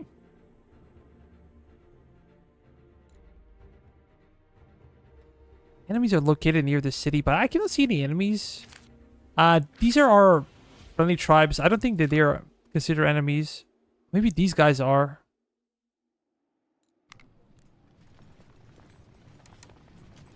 You guys gonna go back?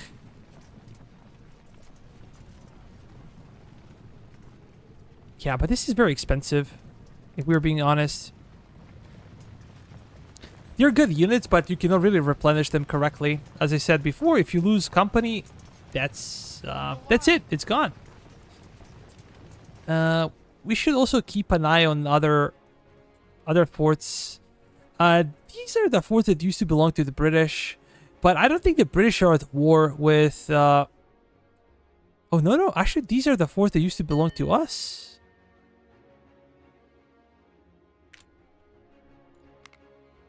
Did it get wrecked?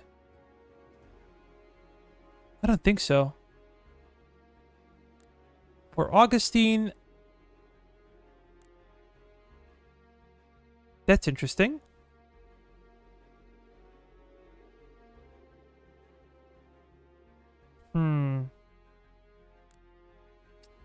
I'm a bit confused, to be honest. We're gonna send you guys to different places. We're gonna just disband the brigade. Deauviller, go there, and Gibbs, Unionville. Always gonna go with willpower for these guys. We're gonna move there. But this is too small of a settlement for us. Okay, you guys actually gonna get out and go there. And we're gonna try to find a place for our brigade to chill. Because they have only a couple of forts here, I don't think it will be very difficult to take them now. So we're gonna prepare for a potential naval invasion.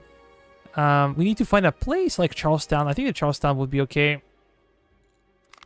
We'll get these guys out, and we're gonna send them to Georgetown.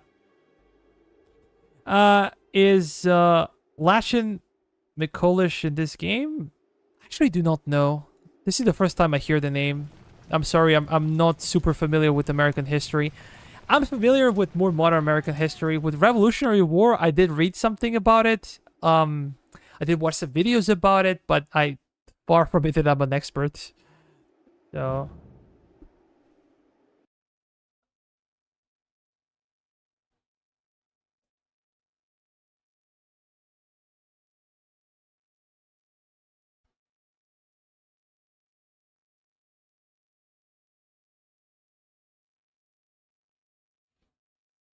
he was commander of the Western Front and in the South. That's why I'm asking. I imagine he is, but who knows?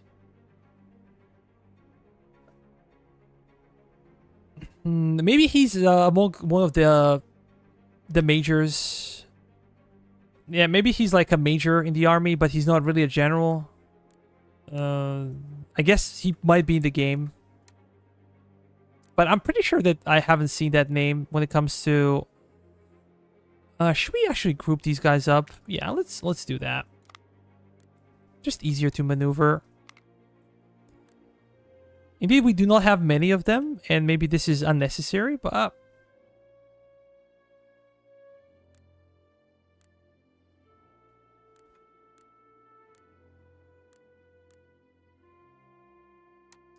Gonna spread it out.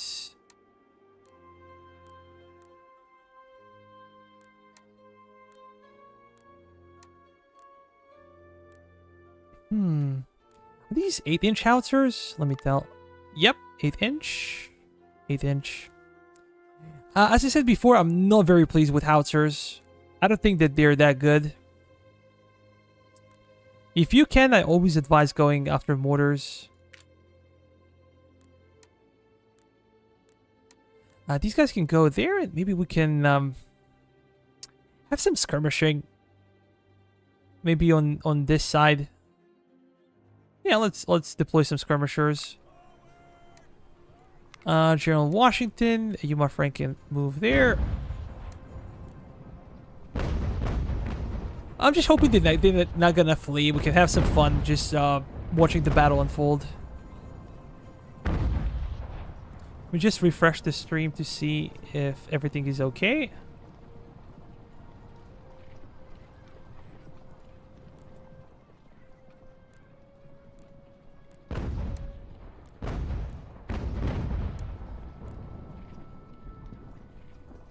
It should be okay, according to my OBS.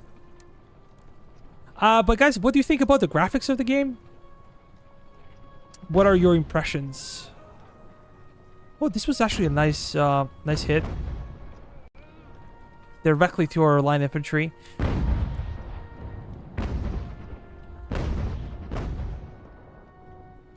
I took Warhammer 3 just to have some fun with it. I tried it a little bit, but the graphics, the visuals are so good in the game. I'm not a big fan of fantasy. I'm always for pro historical titles, but that was insane, you know. We're gonna move up here. And we're gonna try to envelop them. And this is what I was talking about when it comes to taking forts. Level 1 forts are easy to take for a single reason, especially if the enemy has like a lot of men here. Sometimes they'll have a few thousand men, and because they can really squeeze them in the fort, the AI will split the force. Like part will stay with the fort, and part will actually chase after you. And this is where you can actually do a lot of harm to these guys. I like them, of course. They are my preferred style, although they could be sharper. I also dislike fantasy, by the way.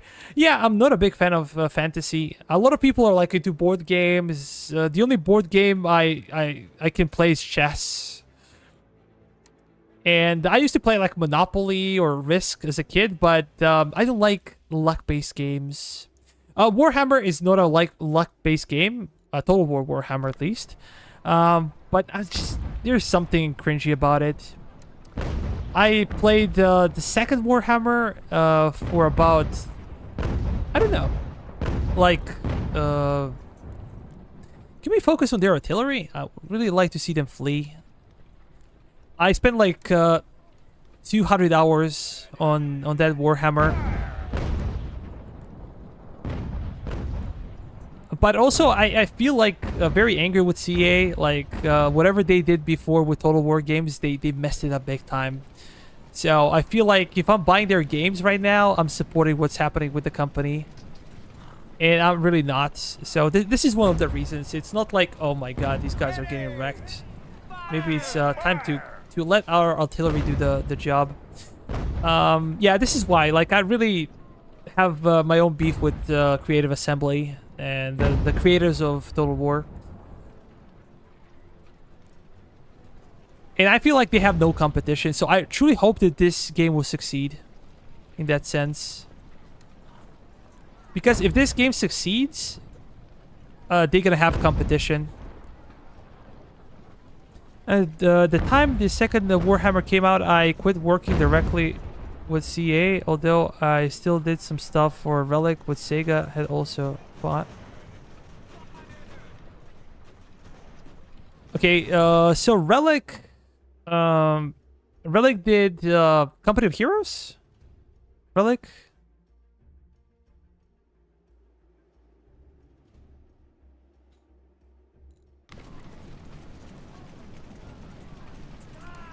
Oh yeah, Company of Heroes is also a destroyed franchise with the new iteration of the game. I actually bought the game, and I paid $60 for that piece of shit when it came out. I must say, I was very pissed. And I can sometimes hear people, they say like, okay, but it's just a video game, it's not that much of a money and this and that. But I remember that time when Rome 2 came out, it was a trash. CA asked for, if you wanted to play Greek city-states, if you wanted to play Sparta or Athens, you had to pay like $5 or pre-order the game. And then also introduced the Blood and Gore DLC. This was the first time you had to pay to see blood in the game. Jesus Christ. Some really schemy things. Really nasty things. I do not support those kind of behavior. And by the way, I did not buy any Rome 2 DLCs until now. I bought some DLCs like a few days ago. And basically this is how you take a fort. It was an easy task, but even harder forts are taken usually by doing this one. Trying to surround them and make them flee.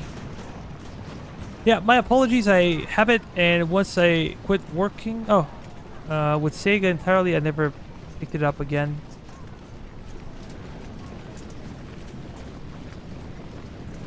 So, are you still working? Or are you retired?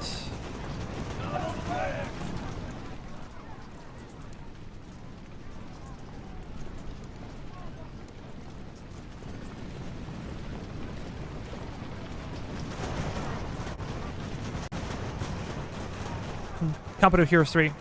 Yeah. Maybe they fixed the game, but after what I've seen, like, it's very difficult for me to come back. And I was a huge fan of Company of Heroes 1. I remember it was like 2006, something like that. When the first game of the series came out, it was so much better than everything else seen before. The visuals to that game, boy oh boy, was that something. I was a kid, and I remember like playing that game again and again and again and again. That was just, the graphics were out of this world. Also the gameplay, and this was the time I used to watch like Saving Private Ryan for the first time, or a Band of Brothers, and it was such a big deal for me. And I really loved it. With the second game, I never really played it. I have it, but I haven't really played it for some reason. Even though, you know, it's well critically acclaimed, people like it, but I was really never into the second Company of Heroes game.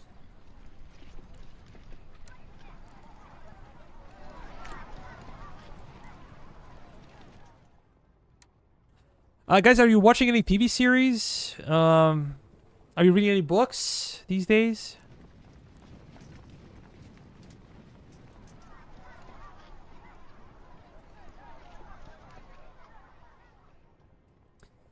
I used to read some novels before, but I find it very difficult to focus these days on novels. I do not know why.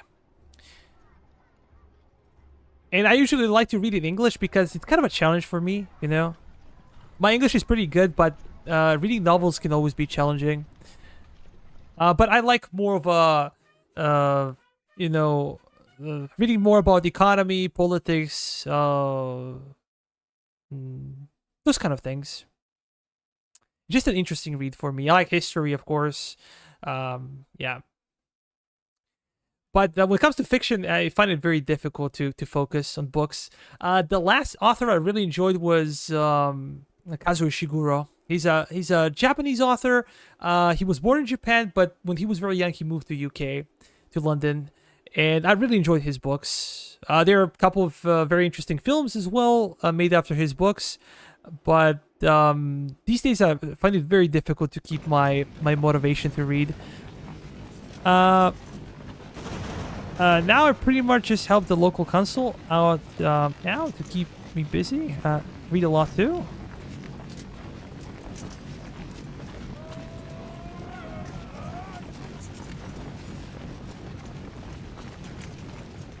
That's cool. Like, as long as you can find some time for yourself, and if you're financially stable, that's awesome.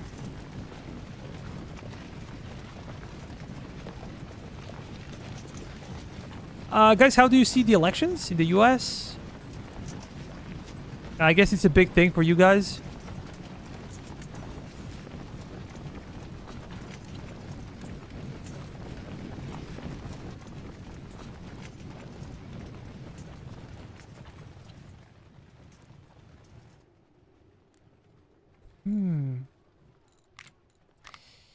Can't really tell how fast are we recovering here. Mr. Max is also kind of low. Let me see if I can do something about supply priority.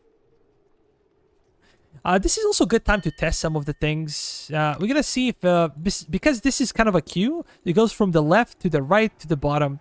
And if we put this one here, we can see who supplies. Okay, let me check. Trois Rivières. I have no idea how to pronounce this one. It's French. I spent 4 years studying French, but my French is terrible. The shiniest of 2/3. Indeed. Indeed. But it seems like it's working. I think that Mr. Max is getting better replenishment here, even though it should be me. We're gonna just wait for the. We're kind of in a fort, so maybe this is why. No, I'm confusing. It's actually, we're in Savannah. It's not a fort. I just want to see the end of the day, just to check if we're gonna see any enlisted troops here. We might be... Oh, what the hell? Oh boy, our supply regiment is in trouble. Can we actually get there? Aim true. We're gonna try to take the fort.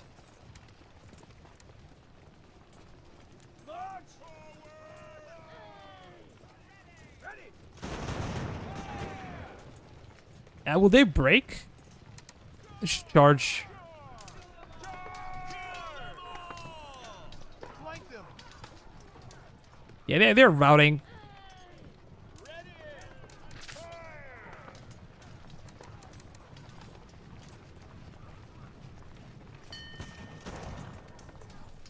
They took some casualties, actually. 27.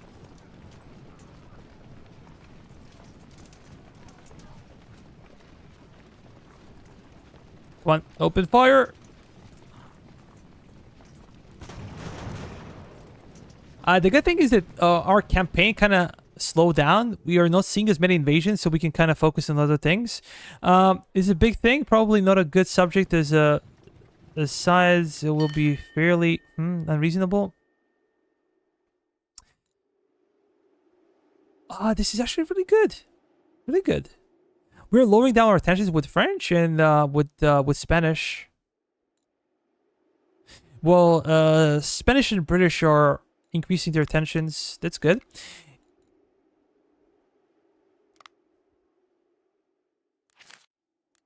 And did we succeed with our mission? Did anybody see that? How do we check that? Let me see if I can. Some soldiers died of disease. Militia regiment lost 51 soldiers. But I feel like this is pretty useless, right? Maybe if this could be useful in case of New York invasions. Like if we talk about we have to go further north. You don't find New York. If enemy sometimes if you have a big force in New York, enemy's just gonna refuse to charge at New York, and they're gonna stay during the winter in Hempstead. So if you can pull this off, you can wreck them probably. I think it probably affects the percentage of the troops in the garrison. So you could potentially like really do a lot of damage. I think. No, not quite sure though. But like this, it doesn't pay off because the risk of you losing one of your high tier officers, I think it's not all that great. We're gonna do this one though. For me, I maybe commented on it before. I think it's kind of shameful thing to see for United States, country with 350 million people, and you have two guys that are like visually not fit for the duty. Trump for his own reasons, of course, and Biden because he's maybe 10 years ago. I think this will be like a landslide win for the Biden. Like he was like a great, like a very smart guy, but sometimes people age. Like our skills decline over time, especially when you get to those like 80s thing. Like you never know. Like I think it's kind of crazy for him to run again. And every day on Twitter, I see like a new mishap for Biden. And I think he should just retreat from the race and maybe allow anybody else to compete. I don't know.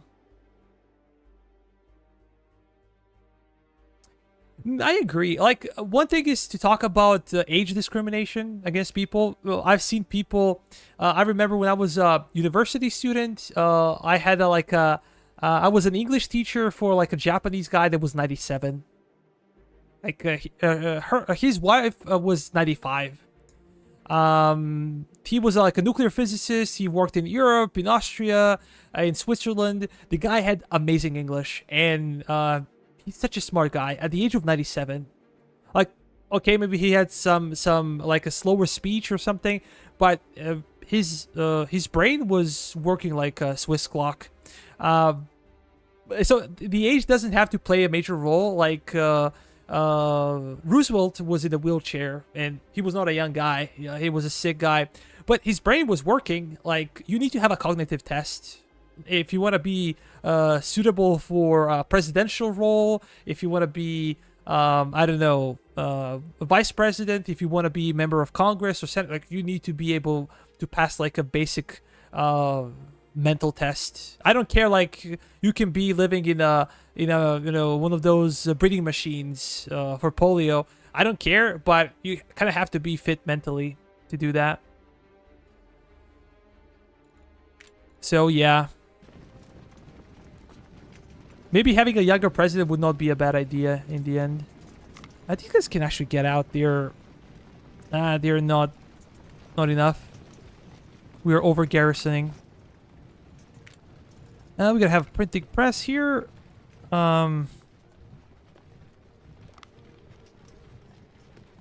It isn't only cognitive issues. Things have changed, and the thought process of someone even my age can be out of step with what should be considered. Yeah, I think that one of the biggest issues also is technological advancements. Like, the older you get, it's more difficult to keep up the pace with technology, especially. So I think there are a lot of things that you need to consider. There's also a lot of stress. Like, if you're president of such a big country, there's a lot of stress involved, like physical and mental stress. I'm not sure that Biden is like fit to fly a plane. I don't think he's fit enough to fly a plane.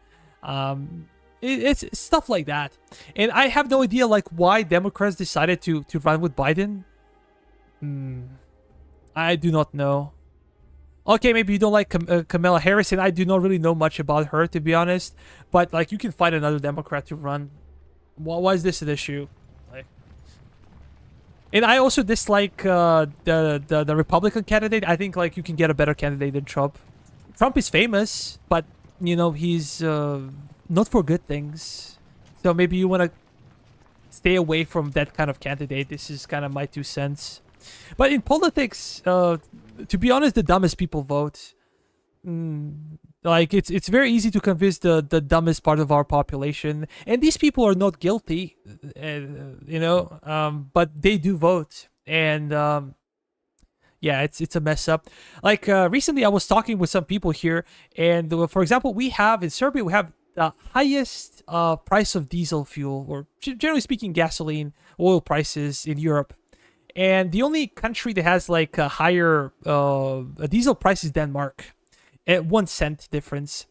It's like maybe even twice as big as in the US if we talk about the price of fuel. And our salaries are not really that big. Like, they're a ridiculously small comparison to American salaries or like Danish salaries. And I'm trying to explain to people, this is not normal. This is insane. And some of them tell me, oh, I don't really drive. I don't care. But, you know, maybe even if you don't drive, you know, everything else is driven. You need transportation for pretty much anything you can imagine. Electricity prices going up. Yeah, everything needs electricity. So you're going to have a very high inflation rate. But I think that we have no basics of economics. Like, I think that every single high school should have economic session. One subject for 3 or 4 years, depending on how long your high school venture is, but you need to know basics of economics, like what is inflation, what is causing inflation, what is government debt, spending. You know, people need to be for themselves and for being political beings. Like, if you're allowed to vote, you should understand some of the basics of how the system works. But I'm afraid that people are, you know, some people are incapable of comprehending it, and I understand there is a specific part of the population that has no intellectual capacity of comprehending this. But I think the vast majority of people would actually have something to say if given the proper education. Liter of diesel here is let me do some calculation. I think it's like 1.8 euros. That's like $1.9 per liter. Something like that. I'm not sure what is the course of US dollar and euro. So it's insane. Insane. I'm sure that American prices of oil are much, much lower. Yeah, it is. I kid you not.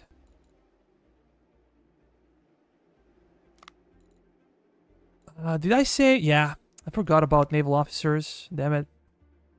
I was ranting about things. Yeah, I know, but like I think the Americans will like start the second American Revolution. If you guys had our fuel prices, I think you're gonna like destroy the Washington D.C., like storm it and like I don't know, flatten it to the ground. But people here don't really understand things much.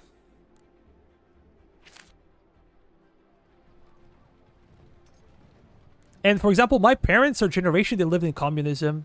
In like this used to be like a bigger country called Yugoslavia, including like Croatia, Slovenia, Bosnia, Montenegro. For you Americans, maybe this is not very important because these are minuscule countries. Like the total population would be about 20 million. But we lived in a kind of a communism that was not that as bad as Russian communism. Like Eastern Bloc had like a very serious, very strict type of communism. Here it was kind of a mixture between socialism and communism. And for example, when I was a kid, we had a next door neighbor. He was like a really nice guy in person, but he retired at the age of 40. Basically, he never worked. He had a job, but he was always sick, quotation mark. Like he never used to go to his work, always some kind of excuses.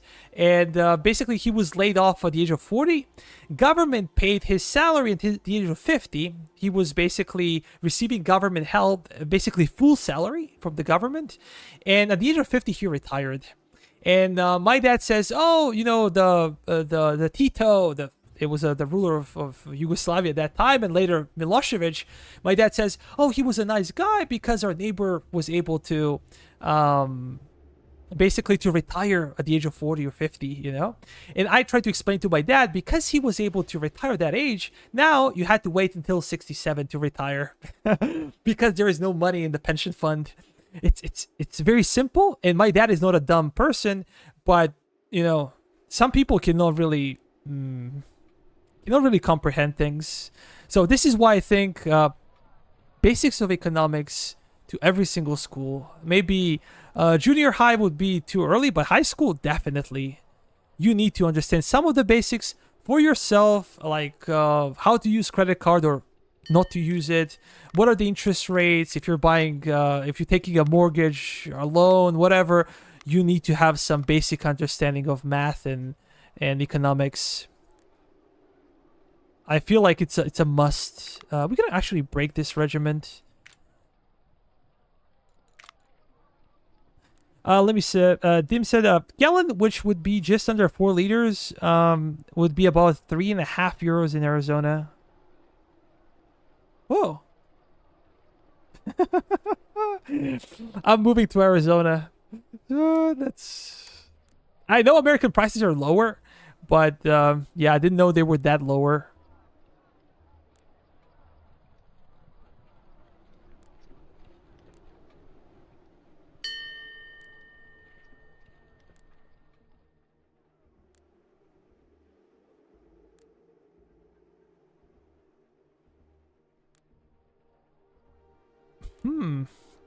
What do we do with these guys? Do we mess them up here?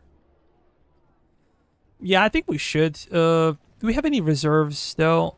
I don't think we have. I kind of moved them all south. With Nathaniel Green, we have only a supply regiment, so... Victory or death. We have additional supply regiment. I think I'm going to move these guys south. Maybe to Charlestown. We should be able to recover.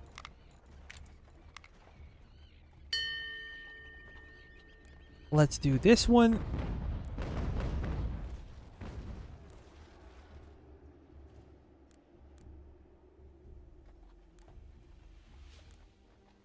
Williams, you guys can fit in. And we can actually do something about it.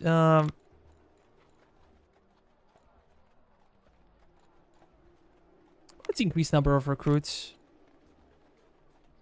I'm interested if our guy succeeded. I think, yeah, he did.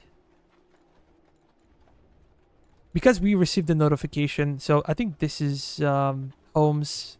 Did we employ him to poison the settlement? Maybe we did.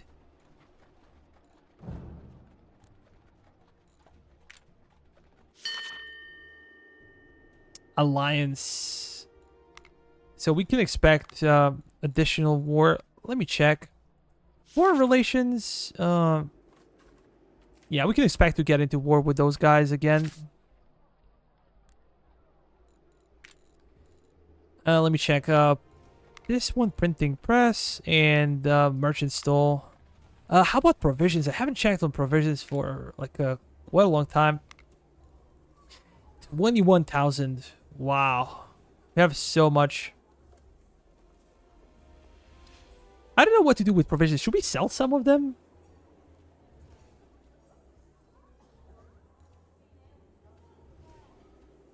We might be able to sell like up until 10,000. Let's do that. This is kind of too much. The minimum age of 35 there should be a max age 65, 70. If you're above retirement age, you should not be running a country. As I said, it's kind of a sensitive issue because, you know, ageism is a thing, and maybe it's easy for us to say who is too old to do something if you're not at that age. But I think that you have to pass like the same as with driver's license. Here, for example, if you get into a specific age, they're gonna renew your driver's license like first it's 10 years, then it's 5 years, then it's 3 years, then it's a year. If you have like serious visual impairment or problems with motor skills, they're gonna prolong it, but maybe for a very short time. So next you also have to come up to be checked by a doctor to see if you're fit to basically drive. I think something similar should be done with this. So maybe not forcing people into abandoning their dreams, or maybe some people can be really good at this even regardless of the age, but you kind of have to make sure that they're physically and mentally fit. That's it in the end. Can we move these guys? I think this could be an interesting battle here. We are depleted, but I think we can do something about it. It will be more of an equal fight. Push through. We also need somebody to assist and control the fort as well.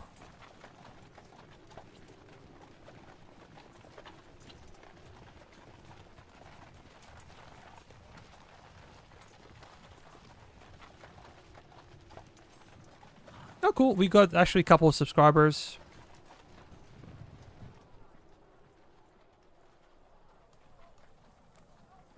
Let's form a line here. Regroup here.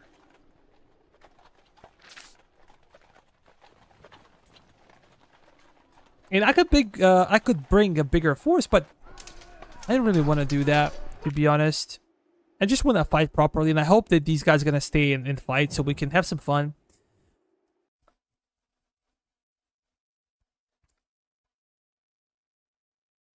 I think it would be really cool to have multiplayer for this game. Maybe it would be difficult to implement on a grand map, like Americans versus the British. But I think what we could do is to have like skirmish battles. Why not?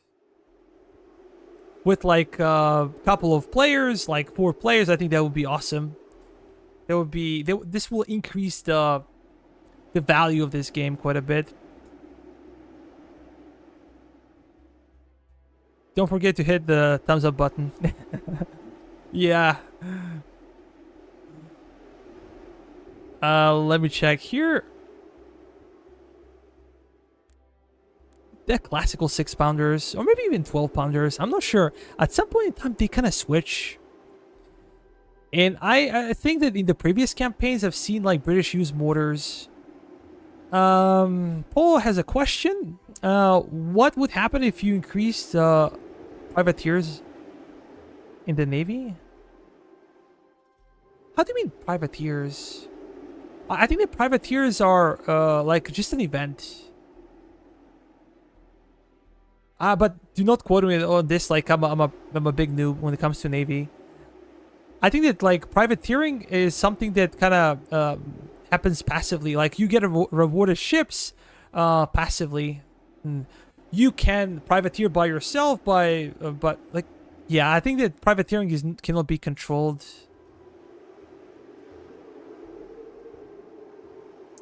Pirates? Okay, can you ask the question again? I'm not really sure what you mean. Sorry. I'm getting confused.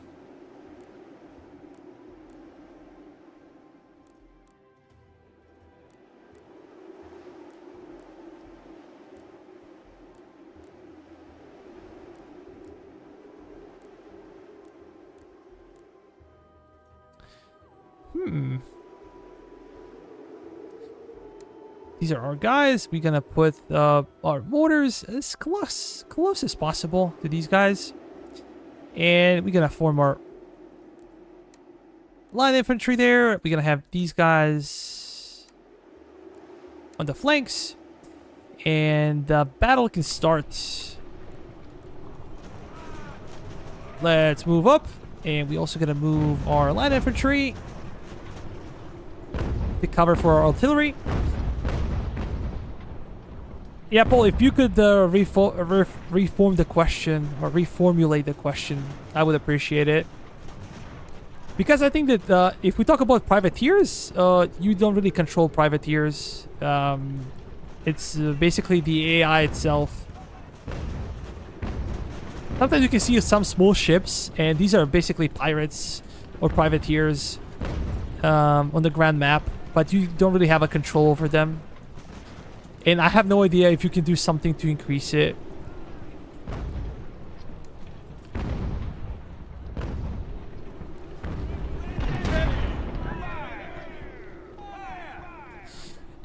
George Washington. We have so much ammo. We have full supply regiment here. So we can fire as much as we like. I think that even when you're out of ammo, you can fire, actually. But your reload time would be much lower. I did some research for the video. I talked about it before. But I need to do more research. And tomorrow I'm gonna spend a lot of time on that video to finish it up. I'm not sure if it will be possible tomorrow, but I'm gonna spend as many hours as I can. I need to socialize a little bit with real people as well. I always promise that I'm gonna do more on the weekend, but you know, the thing is just difficult to say no to people, and I don't see my friends very often, usually on the weekends, so I try to make the best out of it. We also gotta move our mortars because they do more damage the closer they are. The same is with our additional artillery. And George Washington could be there. There was event or an improvement in the Navy tree. Commercial. Commercial. Sorry about that. I'm gonna lower down the commercials for sure. Especially during the stream. But as I said before, I don't really know much about how commercials work. I usually just allow YouTube to do whatever it likes with commercials. So actually YouTube, I think you can manually decide on where commercials will appear or stuff, but I don't really care much about it. And I think it's kind of bad to have them during the live stream. Maybe later, if people are watching later, okay, but during the live stream, I don't really like the idea of commercials. So I'm gonna see if I can still monetize the video afterwards, but maybe not during the stream.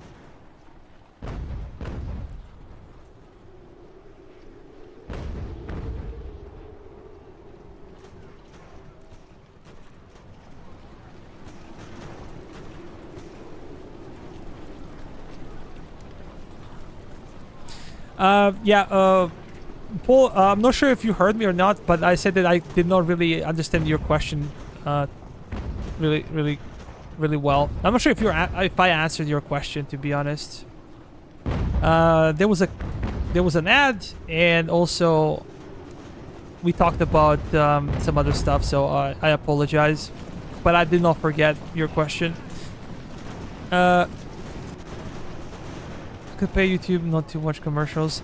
Yeah, like I could as well, but if I have to pay for like HBO and Netflix and cable TV and the internet and everything, I can do that, but you know, I'm not sure if it's worth it. That's the definition of it. Like, is it worth it to pay this one?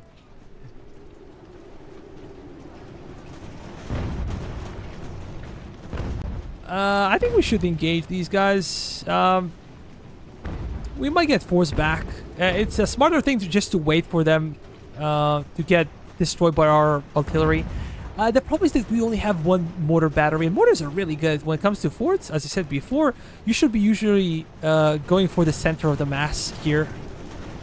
And when they open fire, they're going to be hitting a lot of other units at the same time.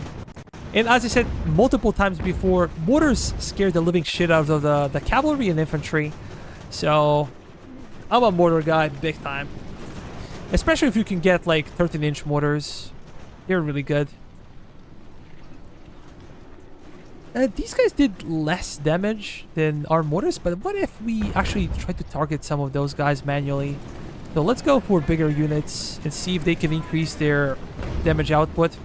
But I think these guys are gonna flee, so what I'm gonna do here, I'm gonna try to pull back my skirmishers and just send them to the flank.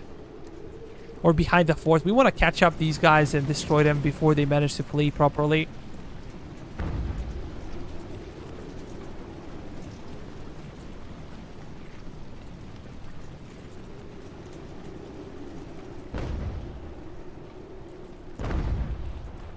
I hope these guys are not bothering the batteries here to open fire.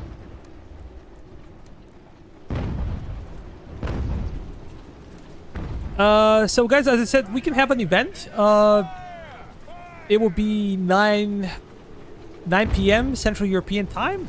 There will be like a calculator. I guess I can find like a website that calculates time zones, and I can post it so you guys can do the calculations. We can just talk about random stuff if you wish. We can watch a little bit of a football game. Or a soccer game, yeah. If you're into those kind of things. If not, we can do something else.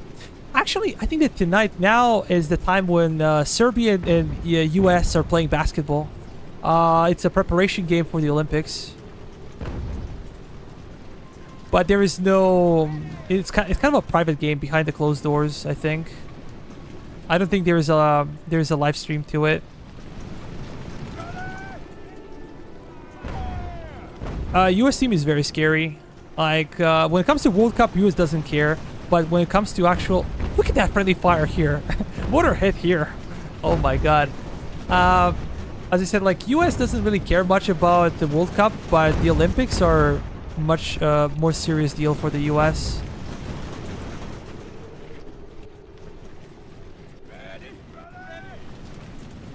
So I think that US should have an easy time. But there are a lot of really good teams. For the second place, we're gonna talk about like Canada, Australia, France. France is probably my second favorite on the tournament. You guys need to stop.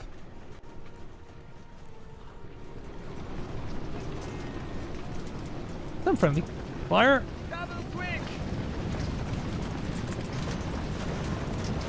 Can we actually stop them here?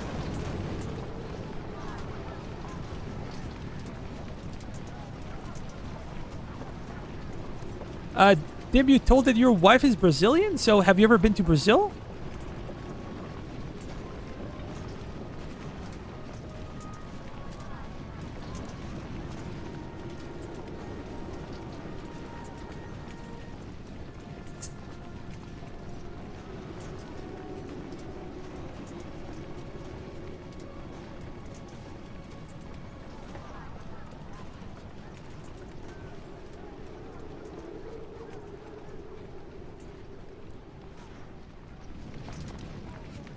How do you like Brazil?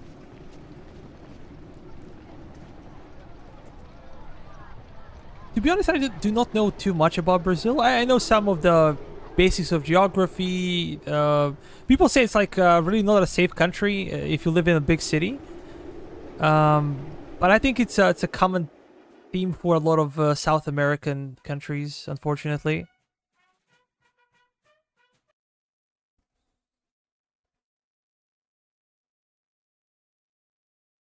20 times, wow.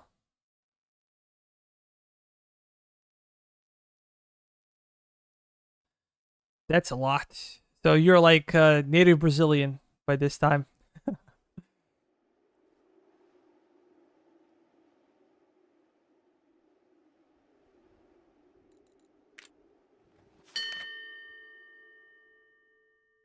We were getting a ship, actually. So this is the event, Privateer's Actions. The privateer ship captured a British vessel in the waters of Marblehead, Massachusetts. The successful capture boosted colonial morale and showcased the effectiveness of privateers. Okay, this is actually cool. We're getting some reinforcements for the British.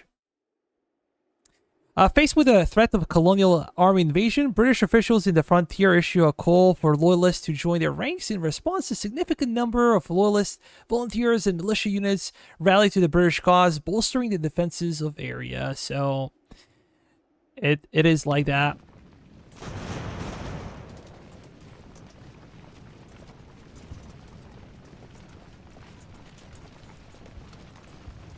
Should we allow them to take the fort? Or should we try to take it? What are they gonna do? Come on, we're the AI. Tell me what you're gonna do. Are you gonna... You gonna go on the offensive here? Really? Hold your fire. These guys are probably our enemies, so we should be very careful of what we do next. Oh yeah, Steady. Man. get into the fort. Guys, remember, if you lose George Washington, it's GG for the campaign.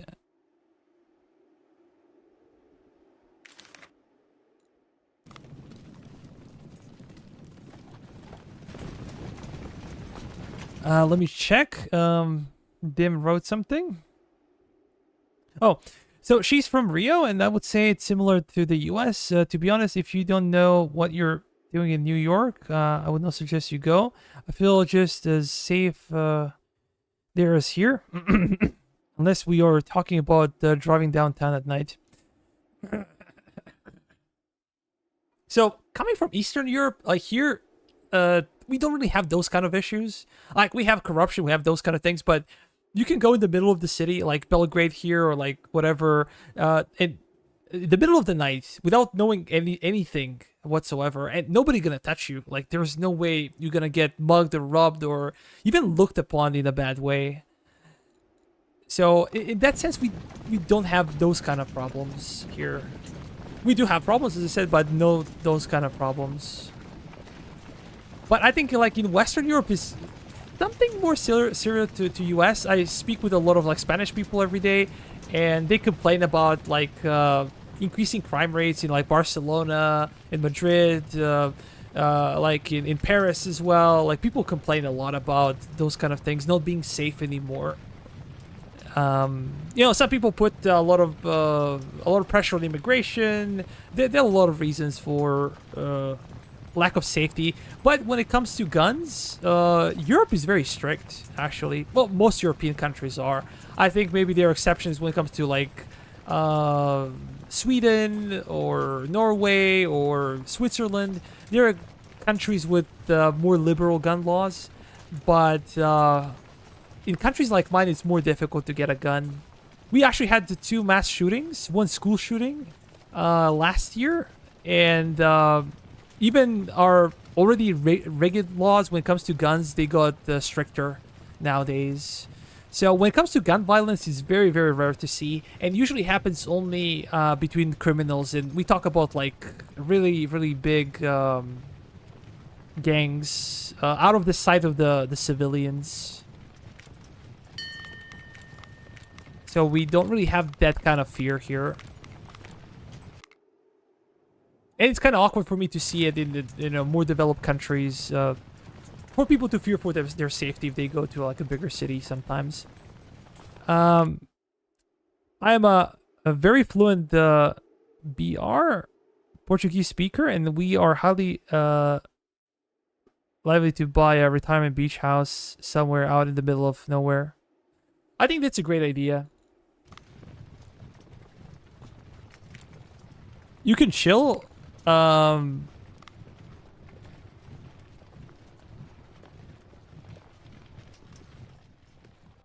can chill in Brazil. I think that Portugal is also a wonderful place. I actually never visited Portugal in Europe, but Portugal is also a beautiful country by itself. And it's relatively cheap, even for like Central Eastern European standards.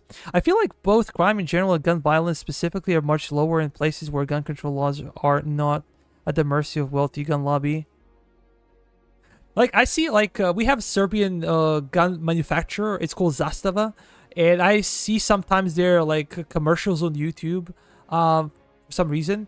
And I see what kind of guns they sell in the US. These are, like, military-grade weapons. Here, they cannot even dream of doing something like that. Like, here, it's a joke. There's no way they can pull that off. Yeah, but in the US they're selling everything.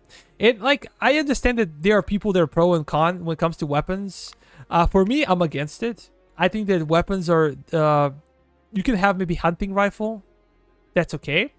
You can have a crossbow. I can say that's okay. Classical guns, I don't think you need, especially like no assault rifles, machine guns, like armor penetration bullets. I understand that you wanna shoot that, but I wanna shoot like a nuclear bomb, but it doesn't mean that I should have it. So I think that some kind of limitation should exist. The problem in the US is that guns are so common that like even if you introduce like some kind of ban on sales, you cannot really force people to give up their guns. So you're still gonna end up with having a bunch of guns on the streets. And US also has problems with drug abuse. So I think that this is maybe even bigger issue. But I'm not sure how you can actually solve this. Can we actually attack these guys? I hate that we cannot really see. Let's go to control map.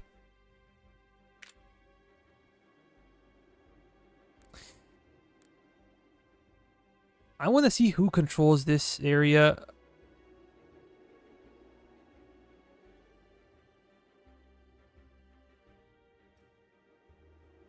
Really? So we cannot wage war against these guys? No, this is Pennsylvania, actually. We have to go deeper to the south. Oh, yeah, we're at war with these guys. These are Miamis, right? Let me check. Yeah. No, this is Cherokee. Cherokee or Cherokee? This should be pronounced, I think, Cherokee. Cherokee. I guess should be the correct pronunciation. We are at war, so should we actually have some fun and fight the natives? I think this could be a lot of fun to watch. And a lot of fun to play as well. Let's recall some of our brigades. You guys are fit enough for duty, I feel like.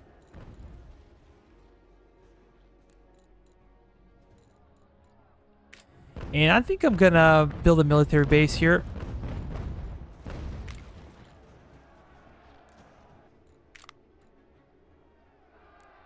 We're not gonna bring everybody that we have, but we're gonna bring a lot of men. Just because sometimes like natives can come up with something crazy. Biggest question is, what do we do now? What do we research now? Do we go for Art of War? We can go for Dragoon training. So our Dragoons are gonna have better stats, and it's kind of quicker to research. Also, maybe infantry training would be really good. But when it says infantry company starting stats, does this mean like 10 stats across the board everywhere?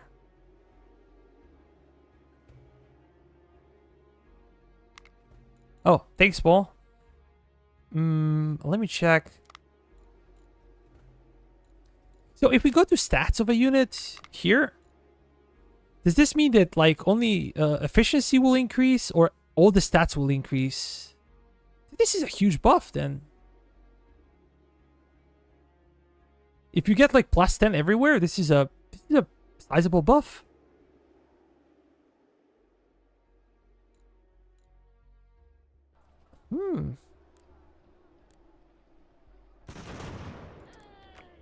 There is some fighting going on again.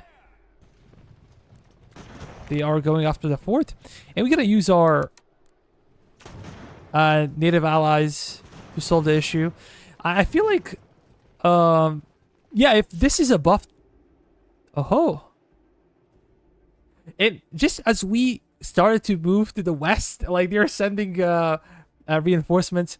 After a couple of months of futile maneuvers in British waters, the Franco-Spanish Armada was unable to challenge the Royal Navy, which avoided a decisive battle in the open. The leaders of the Great Armada abandoned the campaign and sailed to Brest.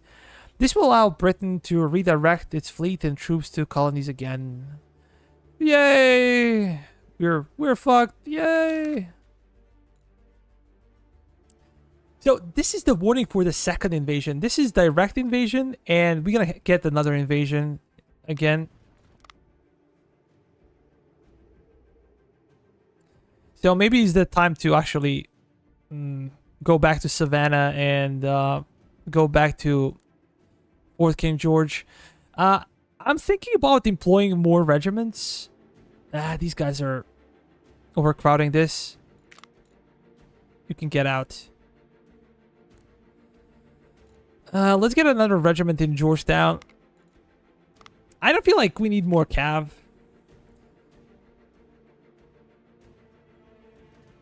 Let's do this one. We're gonna go for skirmishers. We're gonna go for... Maybe we should restart production of mortars. Let's go for guards, I guess. We're gonna change their weapons here. Brown Bass 69s. This one should be what exactly? Pennsylvania rifle. We're gonna go for Brown Bass. We're gonna go for, as we said, like Charleville is reserved for our special units, special companies. Let's create. Here I don't think it's necessary, but we need to look for like a bigger settlement. We're upgrading this one. For Johnston will be level 3 fort, which is a great thing.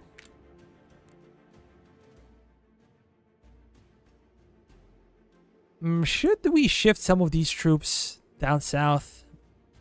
I'm interested. Because let's see how many men we have. We have about 1,000, 2,000, basically 3,000 with these guys. 6,000, 8,000, I don't know. So we have like 8,000 men here, which is sufficient to fight off any naval invasion. 5,500, basically 8,000 here. We have a lot. One of the issues is that we might not be able to get here. Like if there's a naval invasion, we might not be able to pull all of our forces here on time. So I think I'm gonna use these guys, or maybe somebody else.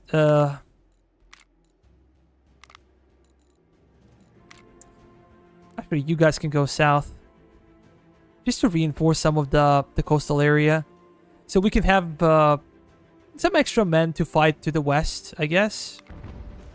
And I think it's time for George Washington to retreat.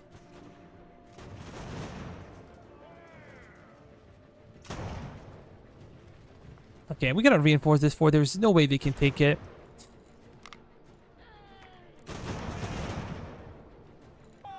We should break this one. This one sucks.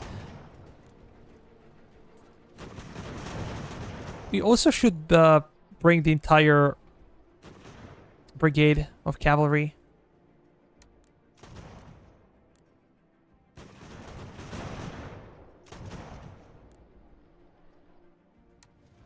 Advance quickly.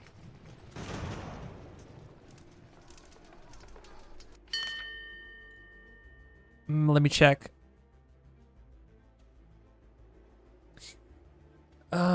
British agents successfully sabotaged a crucial Patriot project, destroying advanced weaponry prototypes and delaying Patriot military advancements. Damn you, Brits.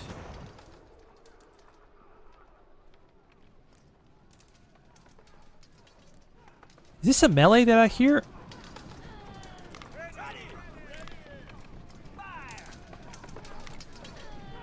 I hope we should be okay. It's level 3 fort. Actually, let's send some cavalry in support. And we maybe need to do something with our generals. Nathaniel Green can go to Fort James, I guess. And we gotta employ construction here. Construction officer. So we can get that level 2 fort. Because this is a lot. Like, I mean, a lot. Natives are not a joke in melee. They can wreck everybody.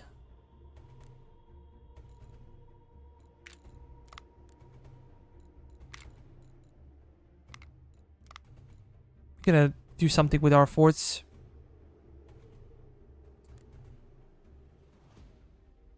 McFadden. Should we also upgrade this one? Yeah, I feel like we should.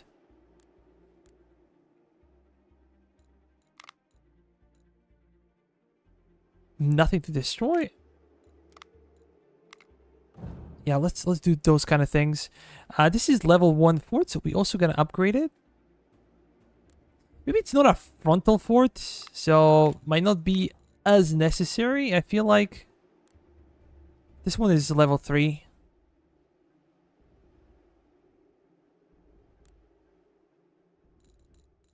Okay, this one is being upgraded. Fort Pitt is level 3 as well.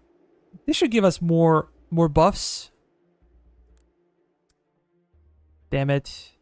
I'm not sure if we lost some additional cities in the meantime. I feel like we should also have some regiments here. These are big forts, and it would be really bad for enemies to destroy them. Could we actually do something about it? Can we recover this? I don't know.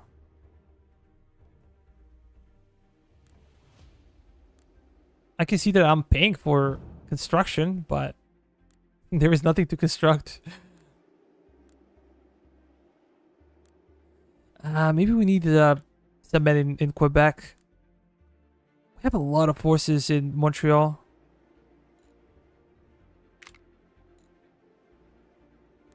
You guys gonna go there? Because Quebec is a big city. It will be really terrible if we get into war with these guys, just for them to destroy it. And we're gonna spread our troops a bit better. When it comes to coastal cities, oh my god, frontier cities or forts, you guys can also go down. We're gonna go to Ticonderoga. We should also get somebody here. Let me check. Do we have any militia? Yeah, I don't feel like it. I want to change the composition of these guys. This is the 6th Connecticut. Their efficiency is improving as we're deleting the companies. Interesting. Let's give them skirmishers. Oh my god, I suck. Let's go to Pennsylvania. Let's go to some mortars.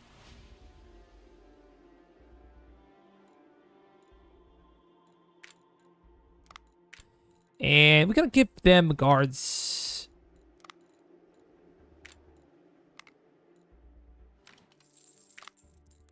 That's better. And here we do have some units, some regiments. I'm gonna send you guys to Fort Stennewick's. And let's move a little bit more. We gotta get out of Hampstead as well.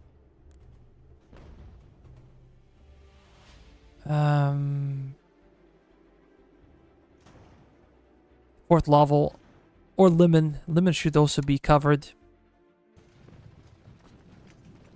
Are they still fighting?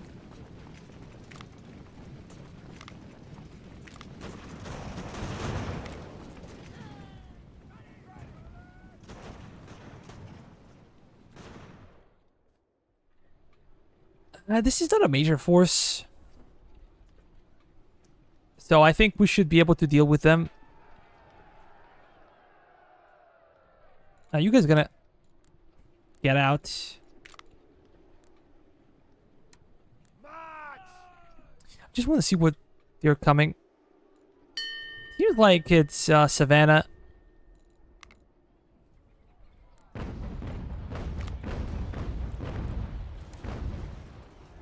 But we have to be very careful when it comes to support zone. As we said before. Guys from Charlestown.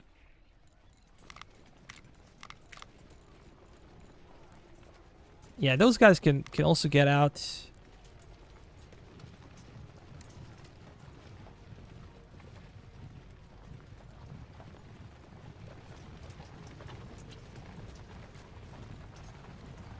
Savannah guys. Yep.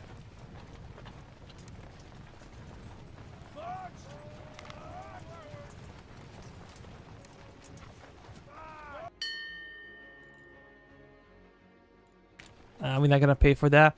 Okay, they retreated, so we're gonna bring our cav if we can. With George Washington, we should be in position. As we said, we have to be very, very careful. Because what might happen here is that, yeah, we lose a bunch of men for no reason. So we have to kind of bunch them up. When the enemies land here, we can initiate the contact immediately. Look at this. 12 ships. Wow. 2,000 guns. I don't think we can fight them properly, to be honest. Oh, perfect. Our reinforcements is coming in on time. But they don't want to stand like that, so they're always moving. Kind of glitching in and out.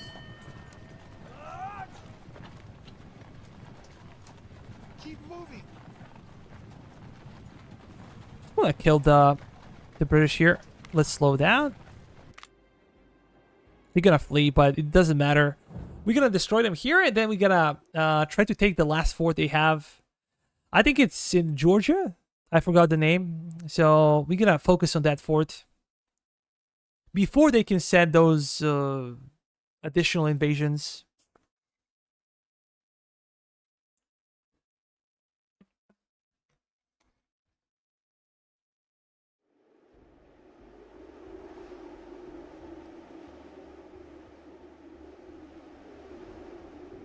Seems like we are very close to each other.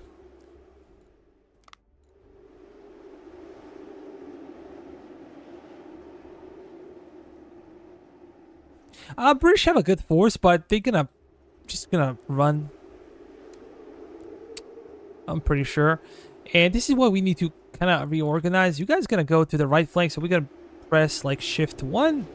I'm not sure why it's not Control 1. It's always confusing me why it's not Control 1 but Shift 1. And as I said before, maybe I should break this regiment. Having 4 regiments of cav, it's not a good thing for me because I tend to waste them. When you have like less cav, you're more careful with how you use them. But when you have a lot, you just like I send them to death a lot of times.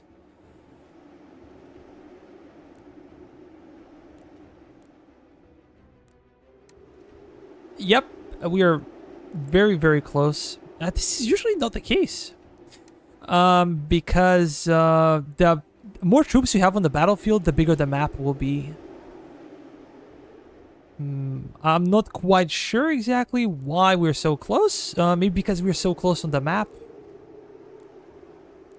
Could be.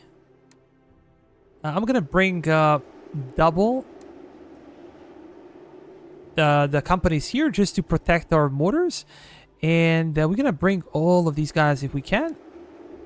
And we can. Forward. Maybe they can stay a bit back.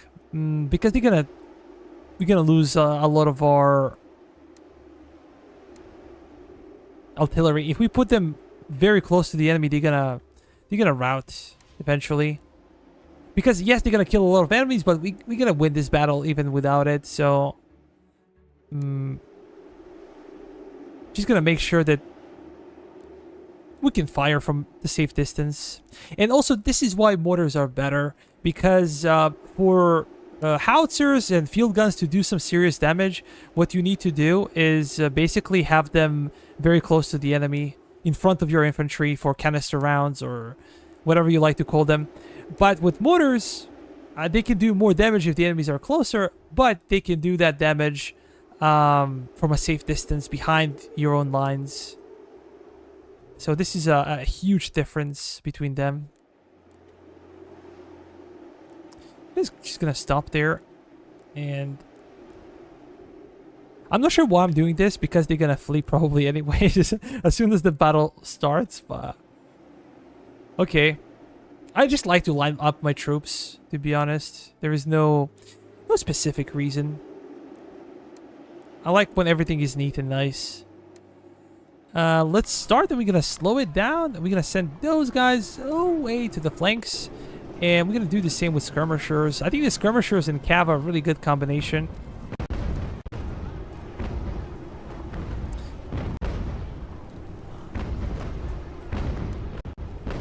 Oh, we have these guys here. I completely forgot about them. It doesn't matter.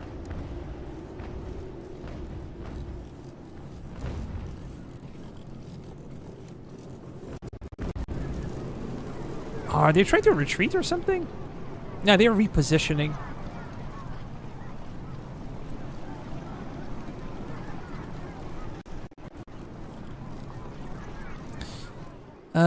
Do we have a supply regiment? Nah, I don't think so.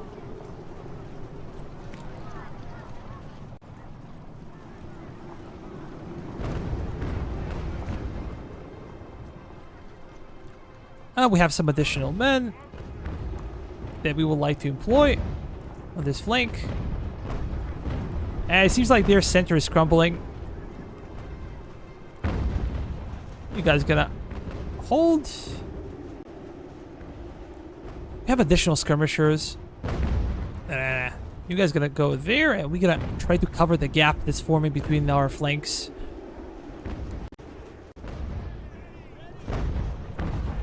We're gonna destroy them in the center. But we should maybe be a bit more conservative on the flanks. Because we have no artillery on the flanks, at least here.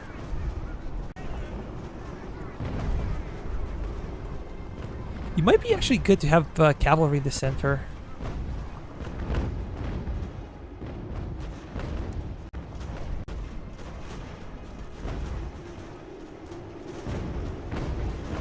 Let's stop. We should be in range.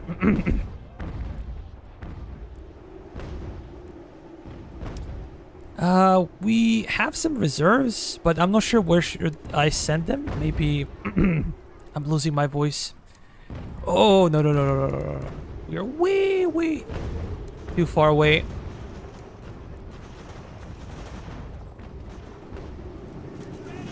This is what I was saying about the cavalry. It's a really bad practice to have so many of them. And we won.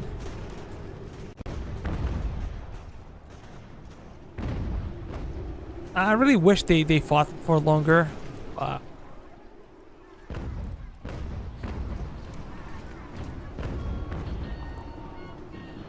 It is what it is.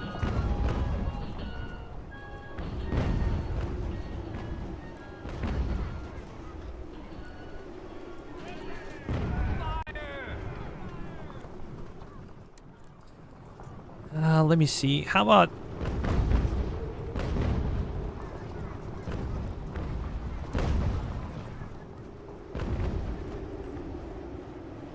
maybe now is the time to employ those guys. We're gonna have these guys here. Just try to surround them. Here it doesn't matter because, as we said, they have nowhere to flee. And when they have nowhere to flee, they're just gonna surrender after the battle. So we can immediately pop out and they're gonna be surrendering. And now is the time to stop firing with our artillery. Because it's getting very, very close to our own men. Those guys included. But let's look at the damage. 73 for these guys. 73 already. 47. 31. 36. 73. And how about the howitzer? 6 kills. And howitzer should have a longer range. 1800. These guys have 1500 range, if I remember. Yeah.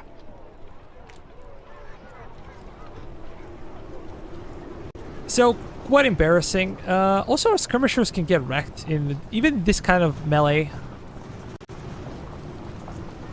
Would not be that... these guys are tired. Damn it.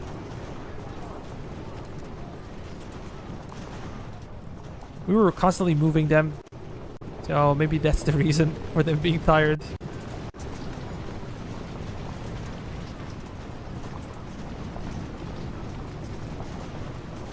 As it doesn't matter. Even if they escape, like, they're gonna surrender.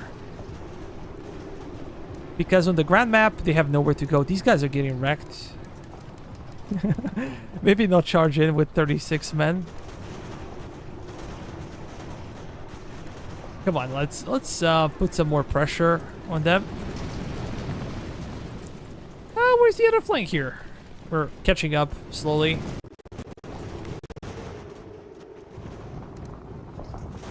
Charge!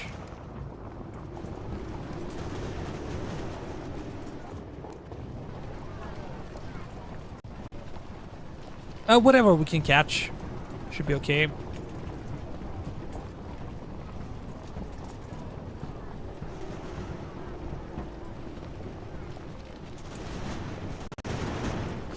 What is here?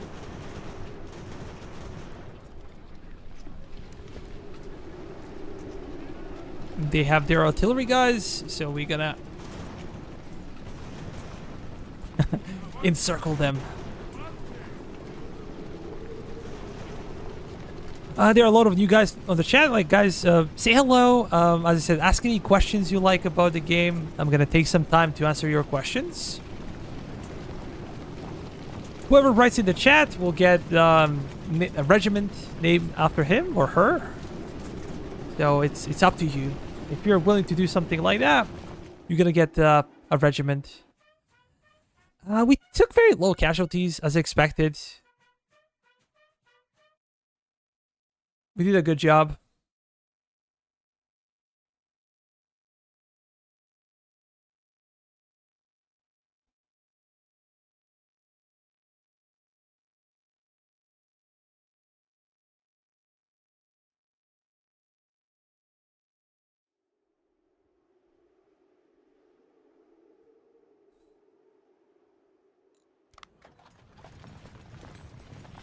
Yep, they are surrendering.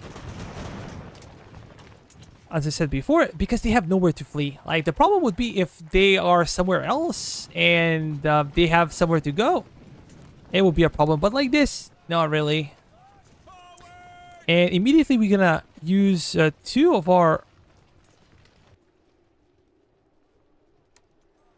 maybe even 2 regiments, 2 brigades will be too much. We're gonna use only 1 Stark. This is our subscriber brigade. We're gonna bring them and we're gonna take those guys down.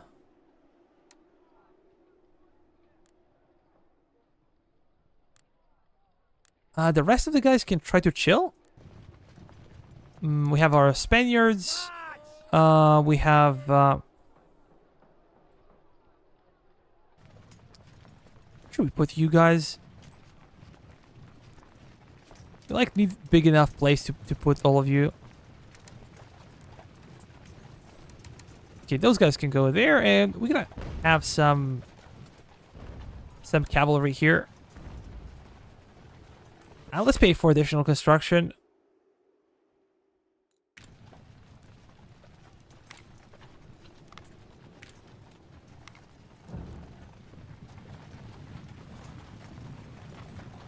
Okay, we have 22 viewers right now. Great.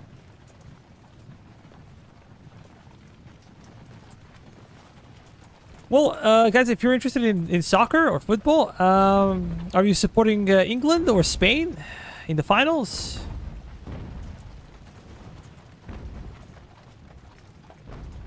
Or if you're interested in American Cup, do you have a favorite? I'm an Argentina fan, so I would go with Argentina.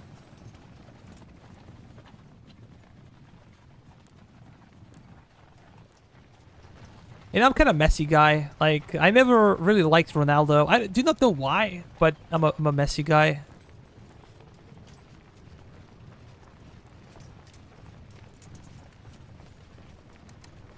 Yeah, let's get into Savannah. With George Washington, yeah, we can move him up because he can easily come back in case the invasion is there. Old Fort hit level 3, and we're gonna do this one. I'm afraid we have some warlike enemy tribe here that we cannot really see. This is why these guys cannot get replenishment.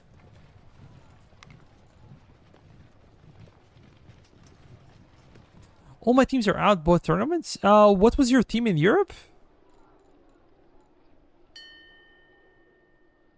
Germany?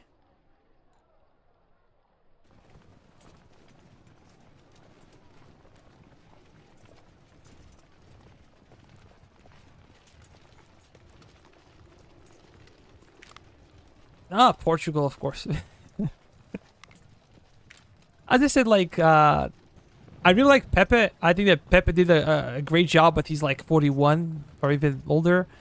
Oh yeah, these are the natives. Let's actually fight the natives. Aim true.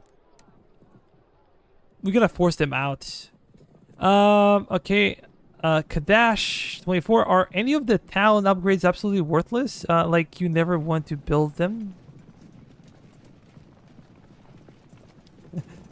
He's thinking of running for president of the US, I guess. Ronaldo? Push through. Oh, Messi.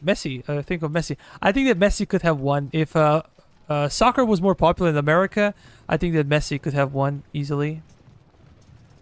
Pepe? Oh. When it comes to useless buildings, I would say that church is pretty much useless. And I kind of realized it already only now. Church is a good building in a place where you're having a lot of recruits. For example, if we go to Hartford, can't really find it. In Hartford, you can have a church because we have a bunch of our recruits from Hartford, and usually we suffer, whenever our troops suffer casualties, loyalty is going down big time for Hartford. So I believe that it will be okay. But in other settlements, do not build it. You can do that in maybe Boston. You can do it in Hartford. You can potentially do it in Philly because Philly is also a big city, or New York. But elsewhere, do not do that. I think it's pretty useless, to be honest. Oh, because he's so old for soccer. Yeah, he's old, but he was really good. Like, he was really good. Well, Ronaldo, not so much. Flank them. I feel like his ego is too big. I think that Portugal would be a better team without him, to be honest. Portugal has so many talented players. Look at this. These guys are coming in. Interesting deal. Let's actually go and fight the natives. This is the first, actually, I think this is the first official full-scale native to American fight.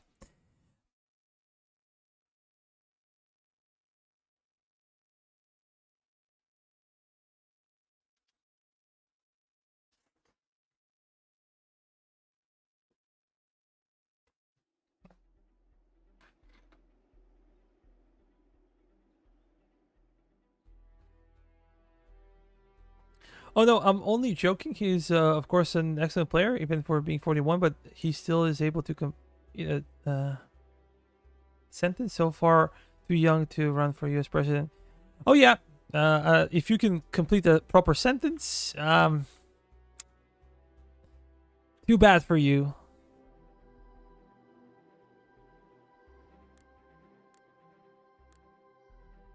Okay, we have 2 mortars, and actually we have what? Hey, what is this? Actually, we have 3 mortars, which is good, and only 1 howitzer unit. We're gonna keep our guards back in reserve. What do we do with our skirmishers? Do we go like 2 and 2? And maybe our guards could actually guard our flanks?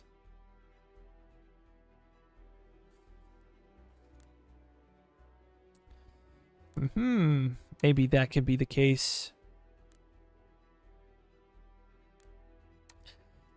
But to be honest, I'm not very pleased with... are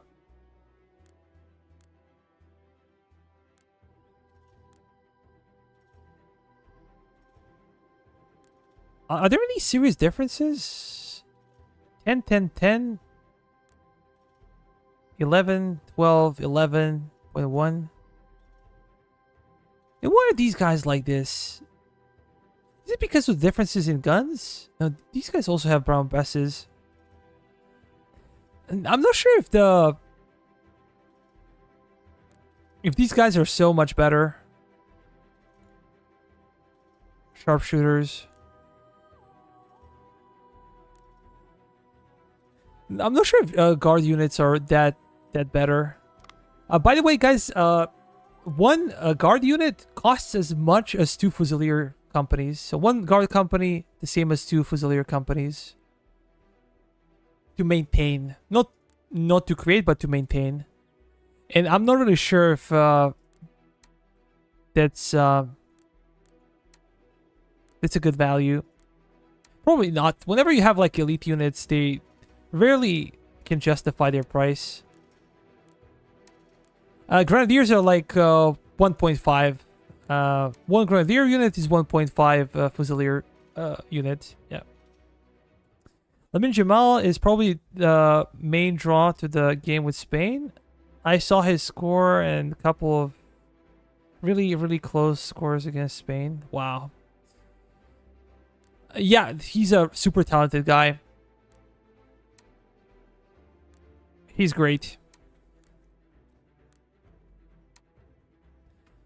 I think that he can be called the best player in the tournament. If they win, I think that he will be declared of called the best player. Because he is that good. He's very young, 16 years old. Like, I used to play soccer when I was a kid, of course. I love soccer. I was a defender though. Left back. Never that talented, but I have a good sense of the game and I was fast. But I had kind of a knack for football or soccer. Their cavalry is rushing us. Okay, maybe you run away with those guys. I want to stay very close to my guards in case they decide to charge in.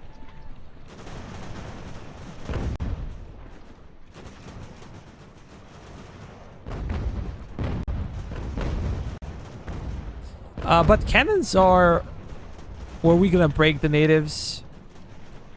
Their huge handicap is, not having cavalry.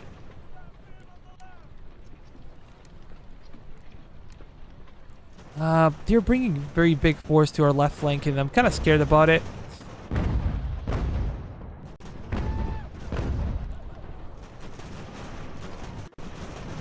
Can we kill them? I'm afraid if they come too close, they can really wreck our lines. You gotta switch targets. Come on, fire, fire, fire. Damn it.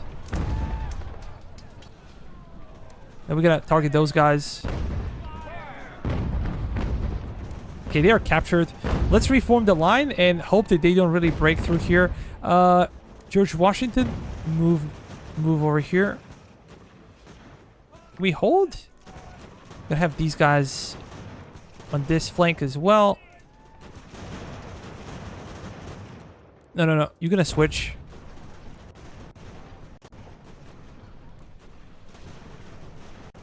I have to cover our mortar team.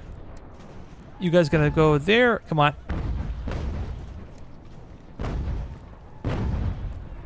Open fire, boys. He's shattered.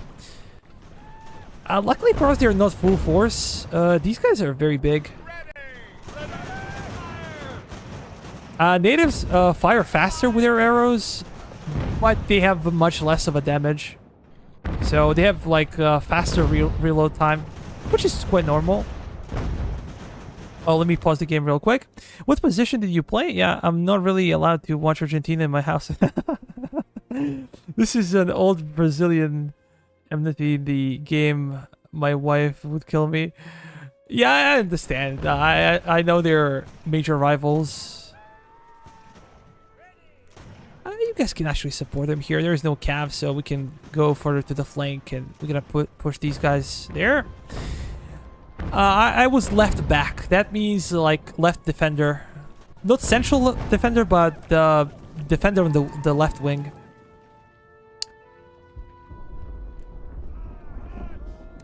Maybe there are some different names. The way you guys call positions, the way we call positions. Just might be the case.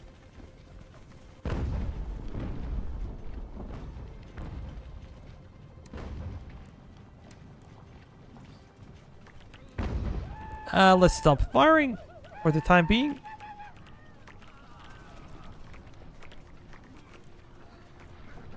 These guys had only 10 kills. How about these guys? 15? 12? So nobody did a good job. These guys only had 13 kills. I expected more. Even though the battle was very short, I kind of had higher expectations from our guys.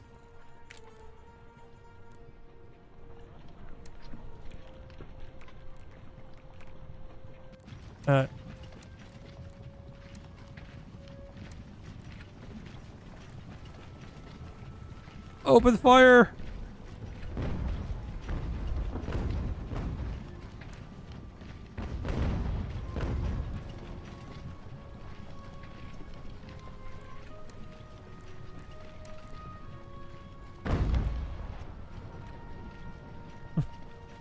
I think the Indians are more difficult to catch. Especially considering that we don't really have cavalry. They're much faster. They're lighter troops. I also played, but only in high school. Crushed them. Very similar or easy to translate. Yeah, I think so. Look at this. They're missing the image here. Those red coats are professional sprinters. Redcoats. Redcoats are also really good. Like, I think that there is, maybe this is a feature, or maybe it's a bug. Whenever you're chasing down the fleeing enemy, they never get tired. Like, your troops get tired, and eventually enemies just continue to flee. Well, your troops cannot catch up with them. So yeah, in a sense, redcoats are those kind of people.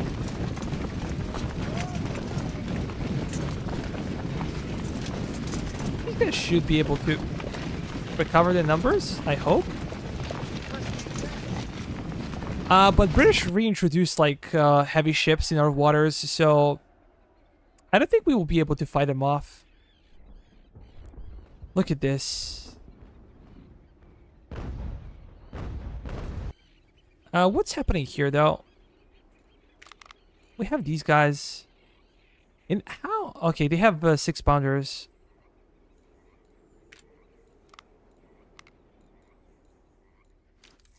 Here we're gonna go for stamina and go for gunnery, because I'm not gonna fight manually. I think I'm gonna go for those kind of things. 49 days. Yeah, this is for the entire fleet to recover. Let's get another ship in Salem. Let's create. We're gonna get you, my friend, and we're gonna get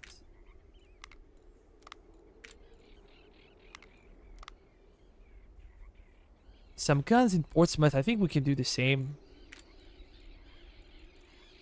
Let's create. Let's do this one, that one, and oh, we can have 18 pounders. So what is the difference here? Am I missing something? Like, why can we use the 18 pounders now? I don't know. Maybe like one line would be with the lighter cannons, the other one could be with heavier cannons. You know how some Americans describe soccer? Kick the ball and fall down. Yeah, actually, football wasn't that bad before when it comes to, you know, fall baiting. But I would say like the same about the NBA and basketball. Like the number of fouls are called in the NBA is just ridiculous. I don't really watch like NFL or anything else. I'm a basketball fan these days, but you know, I've seen a lot of people do those kind of things, and I think it's more of a refereeing or organization problem than the players. Like, players gonna abuse stuff like that. If you give them the chance, players gonna abuse it. It's more of a... How did these guys spawn? Did they spawn out of thin air? But as I said, like, it's more of an organizational issue. Like, they used to make a lot of fun of Neymar. Neymar was like a guy that was diving all the time and falling down and rolling, and there are so many memes about Neymar. He's a great player, but, you know, the same is like for Joel Embiid in basketball, or James Harden, or Chris Paul in a way. So there are a lot of really talented players that are really hated because of the way they play. If you're not familiar with the Age of Sail title, the strategy in a persistent naval universe like this one would be to reduce their frigate numbers. Yours are generally superior.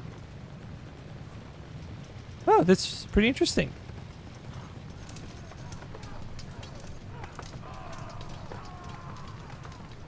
Do we actually send some reinforcements here? Aim true. Just hope we're not overwhelmed here.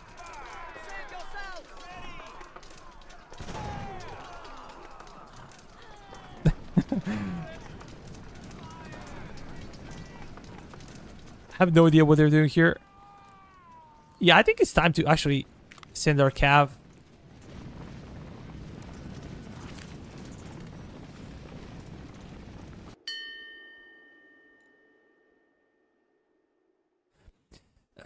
Spanish guns, we don't really need Spanish 55s. We have like over 20,000, I'm sure.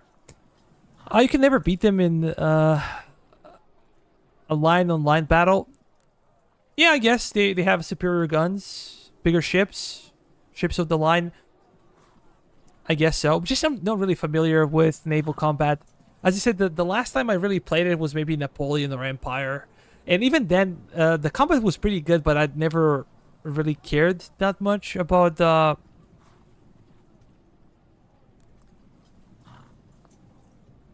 kind of combat. Can we actually destroy it? We did. We did destroy it. Hold the line. I think we have sufficient ammo, and this will be interesting to take.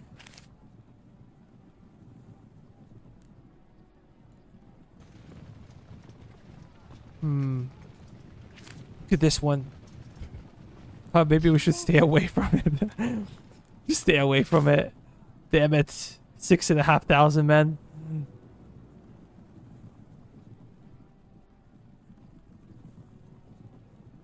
We're gonna get wrecked. We could have killed like 2,000, I think, or maybe a bit more. Oh, what is happening here?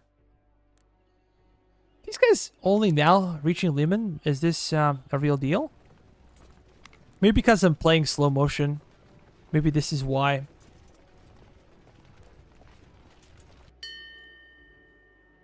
Massachusetts. Nah. Okay. New Bern. Where's New Bern? Let me check. New Bern should be somewhere here, I think.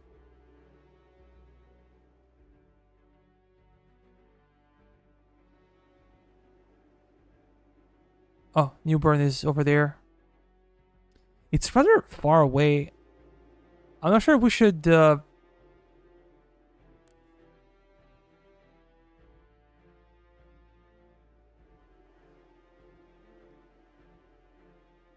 oh,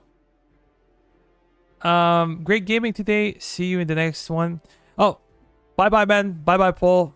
Love you, man. You've been a very important part of this this campaign. Always with good observations.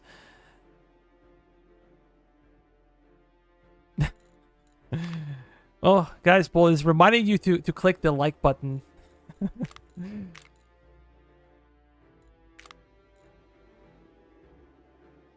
Have a lot of fun. We're gonna catch up with you next time. I might stream on Monday. I'm not really sure, depending on the schedule.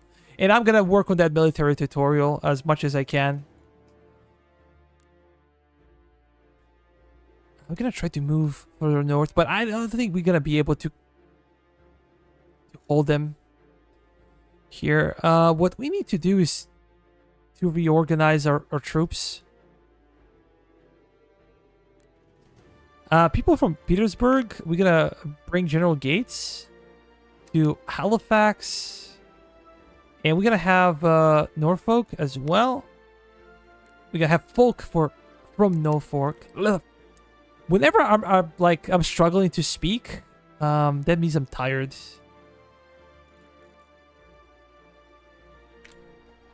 And let's actually take this one if we can. And then I'm gonna go back with George Washington and some cav. How far are they?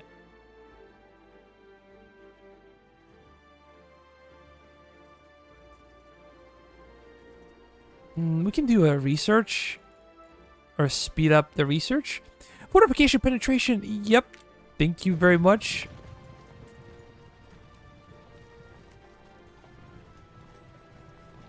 Yeah, we're gonna try to take this fort, and then we're gonna call it a day.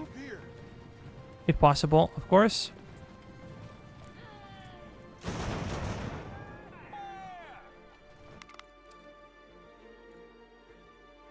Let's fight.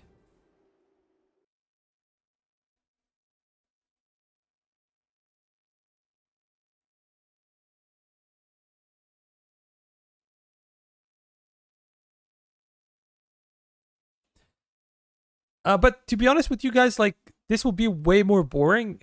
Because, like, I usually, whenever there is a grind, I usually skip that. Like, I never show that in my videos. So, gonna go rage on some league. See you next time, boys. Senpai, see you next time. We're gonna see each other after the stream, for sure. I'm gonna jump up into your Discord, and we can have some fun. Let me check the current situation. So we have a bunch of these guys here. And,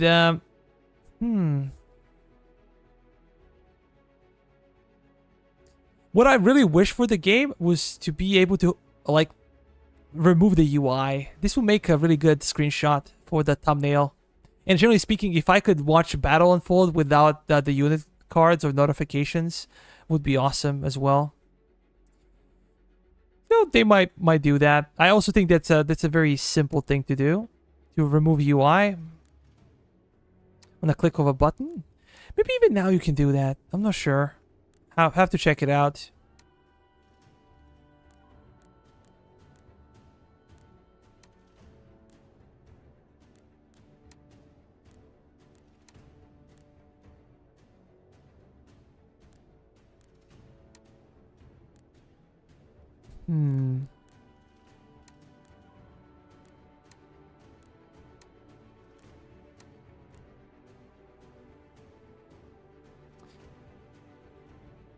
Their cannons are pretty far away, so I'm not really concerned about them. I'm more concerned about the natives in their army, and they have some skirmishers. British skirmishers can sometimes have Ferguson rifles, and I think the Ferguson rifles are the best. I have to do something to. I have to check a bit later, but I think that we would capture their Ferguson rifles if they had them. So maybe they don't. We have our cav, and I really need to do something about these guys. I'm clearly not capable of controlling large cavalry units.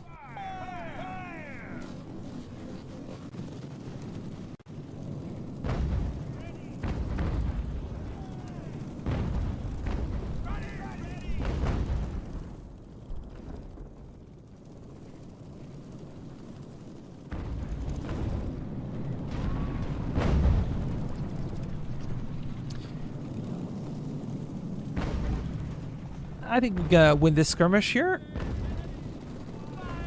Just get into position, boys. We're gonna do this one. Still foggy. It's very difficult to see anything.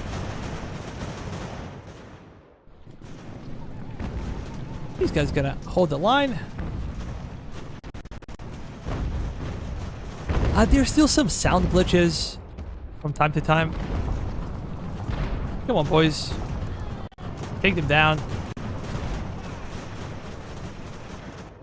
And we're gonna continue to move.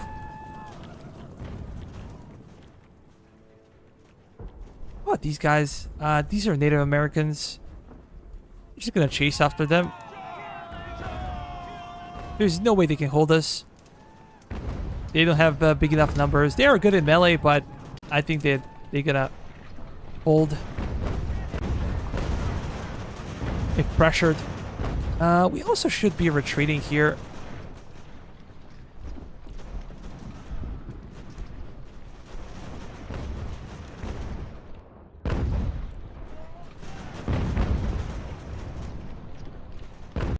Oh my god, what?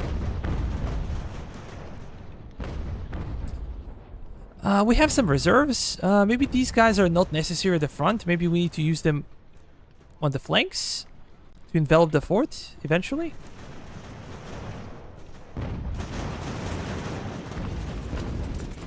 Just charge in, mess them up.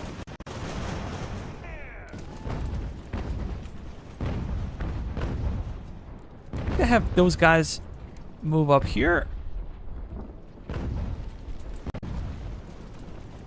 Oh, come on. Charge in. Charge in. Gonna do the same. Those guys are completely gone, and we're gonna try to keep up with the momentum. This is a big unit, so they're routing. Perfect. This is where cavalry can excel, actually. Chasing down units and destroying them, destroying their morale or will to fight. Yeah, we're gonna just go back. And we're gonna push our skirmishers. POWs can go south.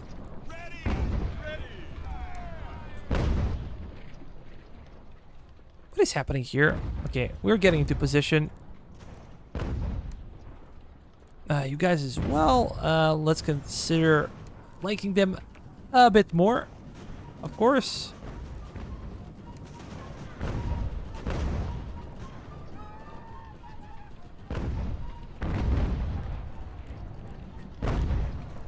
I always wanted to learn to whistle, but I never did. This is the moment to whistle, if you know how. Let's... Can we try to envelop them here? Kind of risky.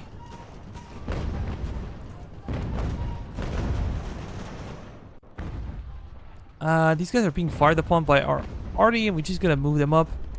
Come closer to the fort, and we can do some additional damage. You guys can actually go there, and we're gonna surround these guys. They're gonna surrender. We're gonna go back. We're gonna use our skirmishers again. A very simple thing. It's very easy when you have small unit numbers. and you actually have the offensive control. I think the skirmishers benefit quite a bit from fields like this. Tall grass and everything. Those guys can go there. We're gonna use our line infantry as we said before. Did we forget anybody? Yeah, these are POWs. We're gonna keep them closer to our artillery. And let's try to reorganize a little bit. Those guys there. I think we are missing a company, right? This would be like 6 and 6.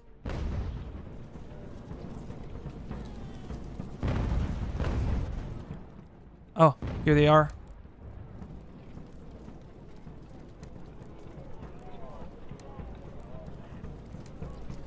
And they decided to surrender. I would say smart decision. They decided to flee, not surrender. We hope they're gonna surrender.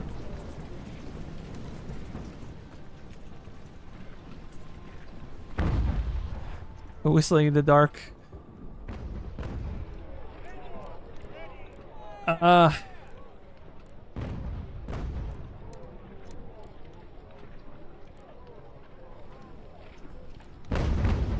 think we should keep firing for the time being.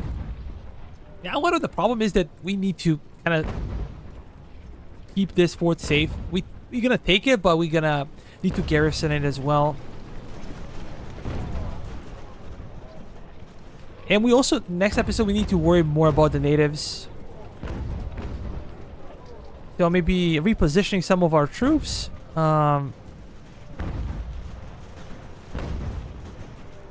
Would be crucial.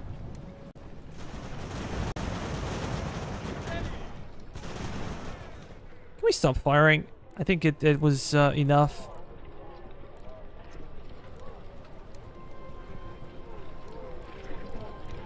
Let's push up.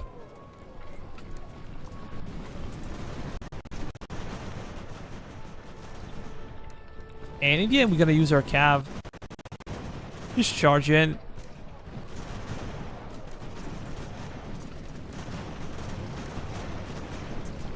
I think we're in a position that we can actually pull it off without heavy casualties. They should be surrendering anytime.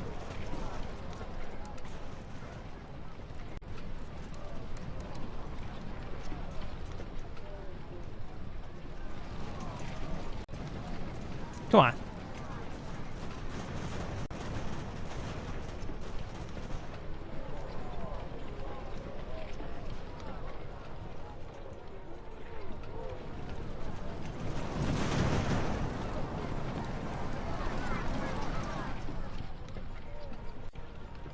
Yeah, we did it. Let's go back. We did not take heavy casualties. It was expected to be on this level.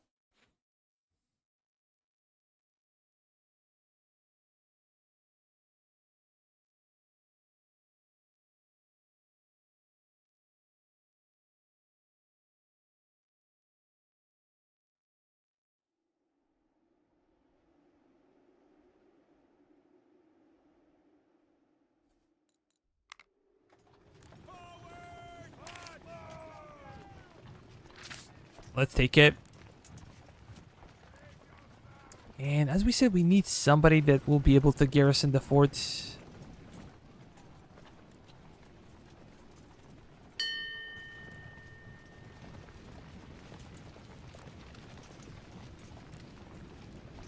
I don't really feel like using my...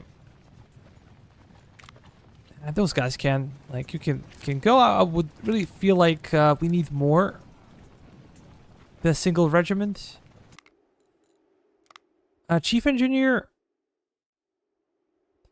The only thing we can research would be this one, detailed maps. I never really gone for Virginia 76.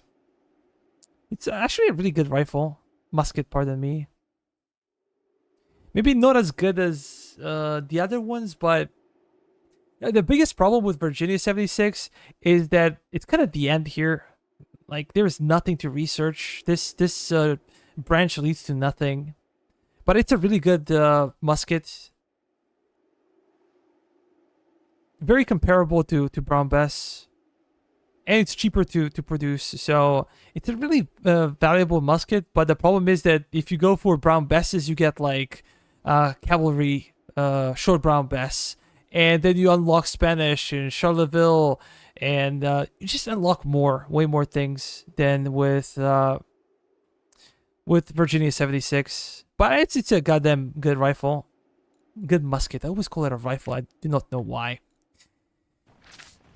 But guys, I believe that this will be enough for today or tonight. I've been streaming for about 4 hours, a bit more, and I'm a little bit tired, so I'm gonna go relax, maybe take a shower, and I'm gonna catch up with you probably on Monday, depending on my obligations and responsibilities. But I think that I can manage Monday.